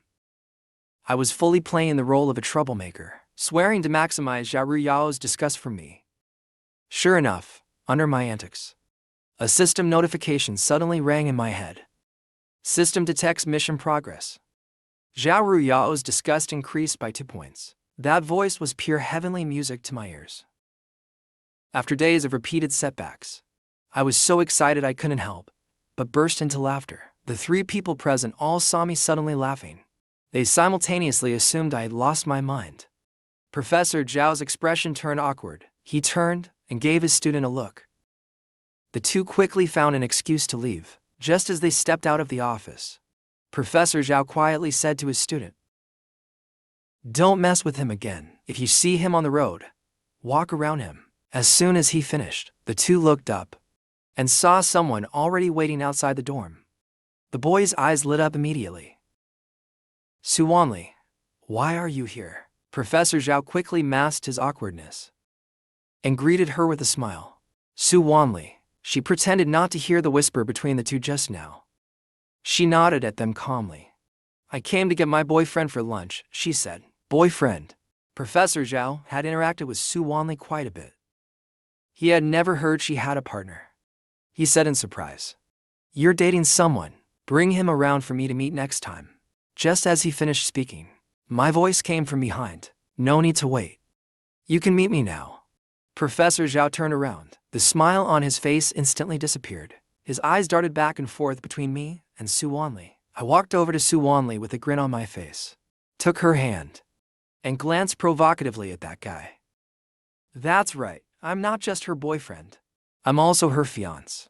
Professor Zhao looked at Suwanli blankly and blurted out, "Were you threatened?" His comment made Suwanli almost laugh. She curled her lips slightly, a faint smile flickering in her eyes, light and playful. "Professor Zhao, you're joking." The meaning behind her words was obvious to everyone. Professor Zhao instinctively wanted to say something, but swallowed his words when he saw me. But the boy standing behind him the whole time. After hearing with his own ears that Su Wanli acknowledged me as her boyfriend, felt like his entire world collapsed. He looked in disbelief at the pair, standing so intimately together. When did you get together with him? Su Wanli didn't even recognize this person. She didn't even have an impression of him. To his question, she only replied coldly, "That's my personal business." After speaking, Su Wanli greeted Professor Zhao politely and left with me, watching the two walk away. Professor Zhao had the look of someone watching good cabbage being eaten by pigs. The boy stood there, utterly devastated, thinking about how not long ago he mocked me. But in the end, he was the real clown. In the office, Zhao Ruoyo sat in the chair with a headache, recalling everything that just happened. Aside from my change, what puzzled her the most was that she could hear my inner voice. She even thought it was due to jet lag and poor rest causing auditory hallucinations. But when she recalled I mentioned big sis and third sis in my thoughts, Zhao Ruoyo had a faint guess. She then directly called Zhao Qingyun. Moments later, the call connected. "Why are you calling me at this hour? You're back in the country?" Zhao Qingyun asked. Zhao Ruoyo gave a soft then asked the question in her mind. "Big sis, have you noticed anything strange with Yichin lately?" There was a few seconds of silence on the other end. Then came the sound of her sending others away. Zhao Ruoyo knew what they were about to talk about couldn't be overheard. Her suspicion became even more certain. "You met the little brother." When? Little brother?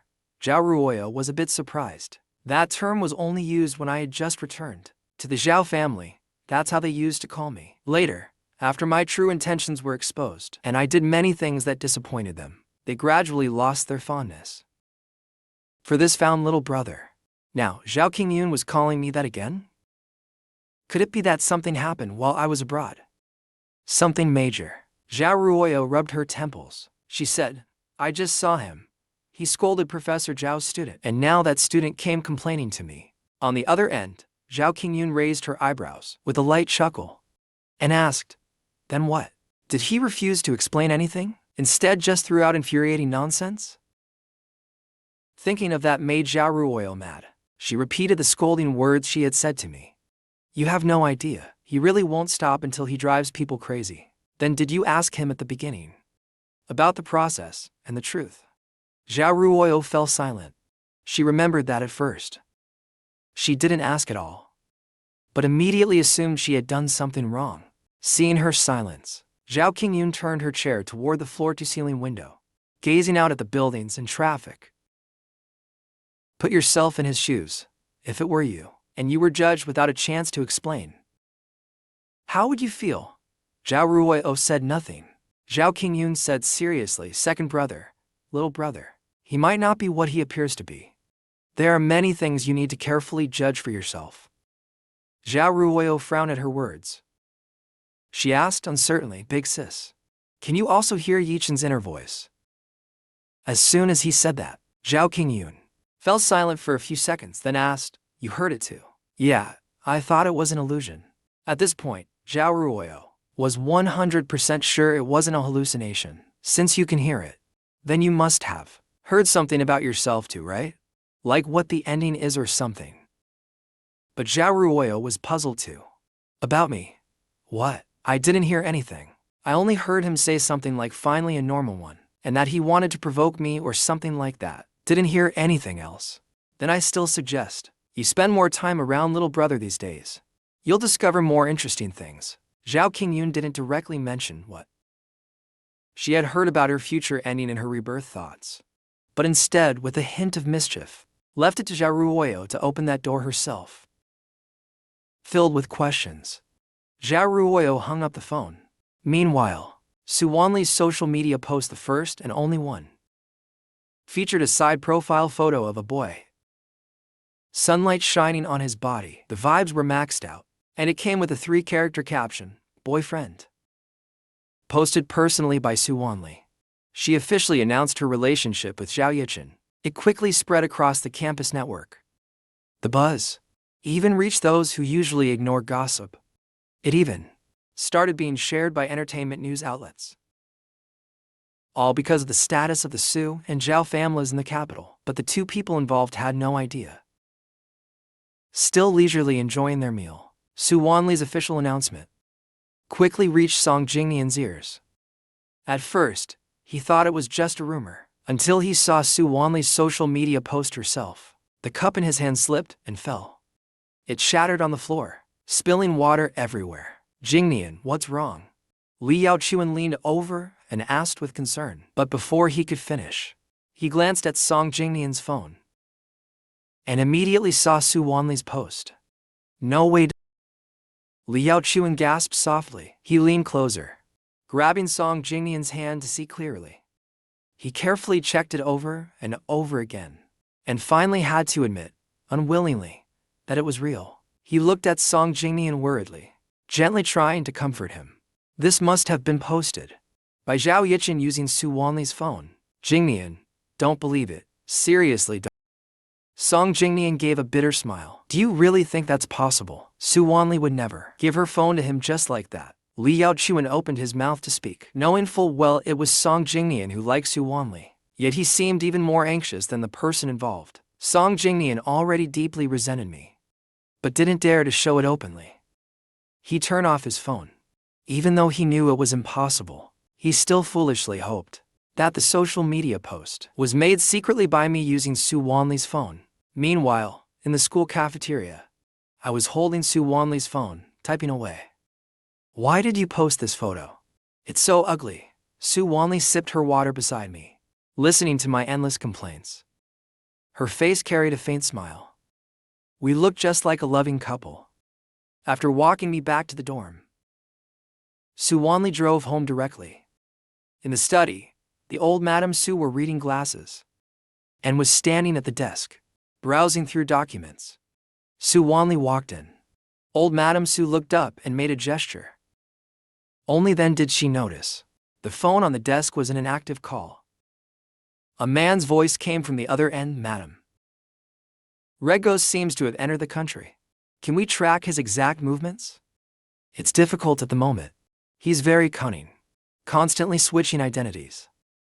Keep following him. Make sure to pinpoint his location, understood?" The call ended shortly after.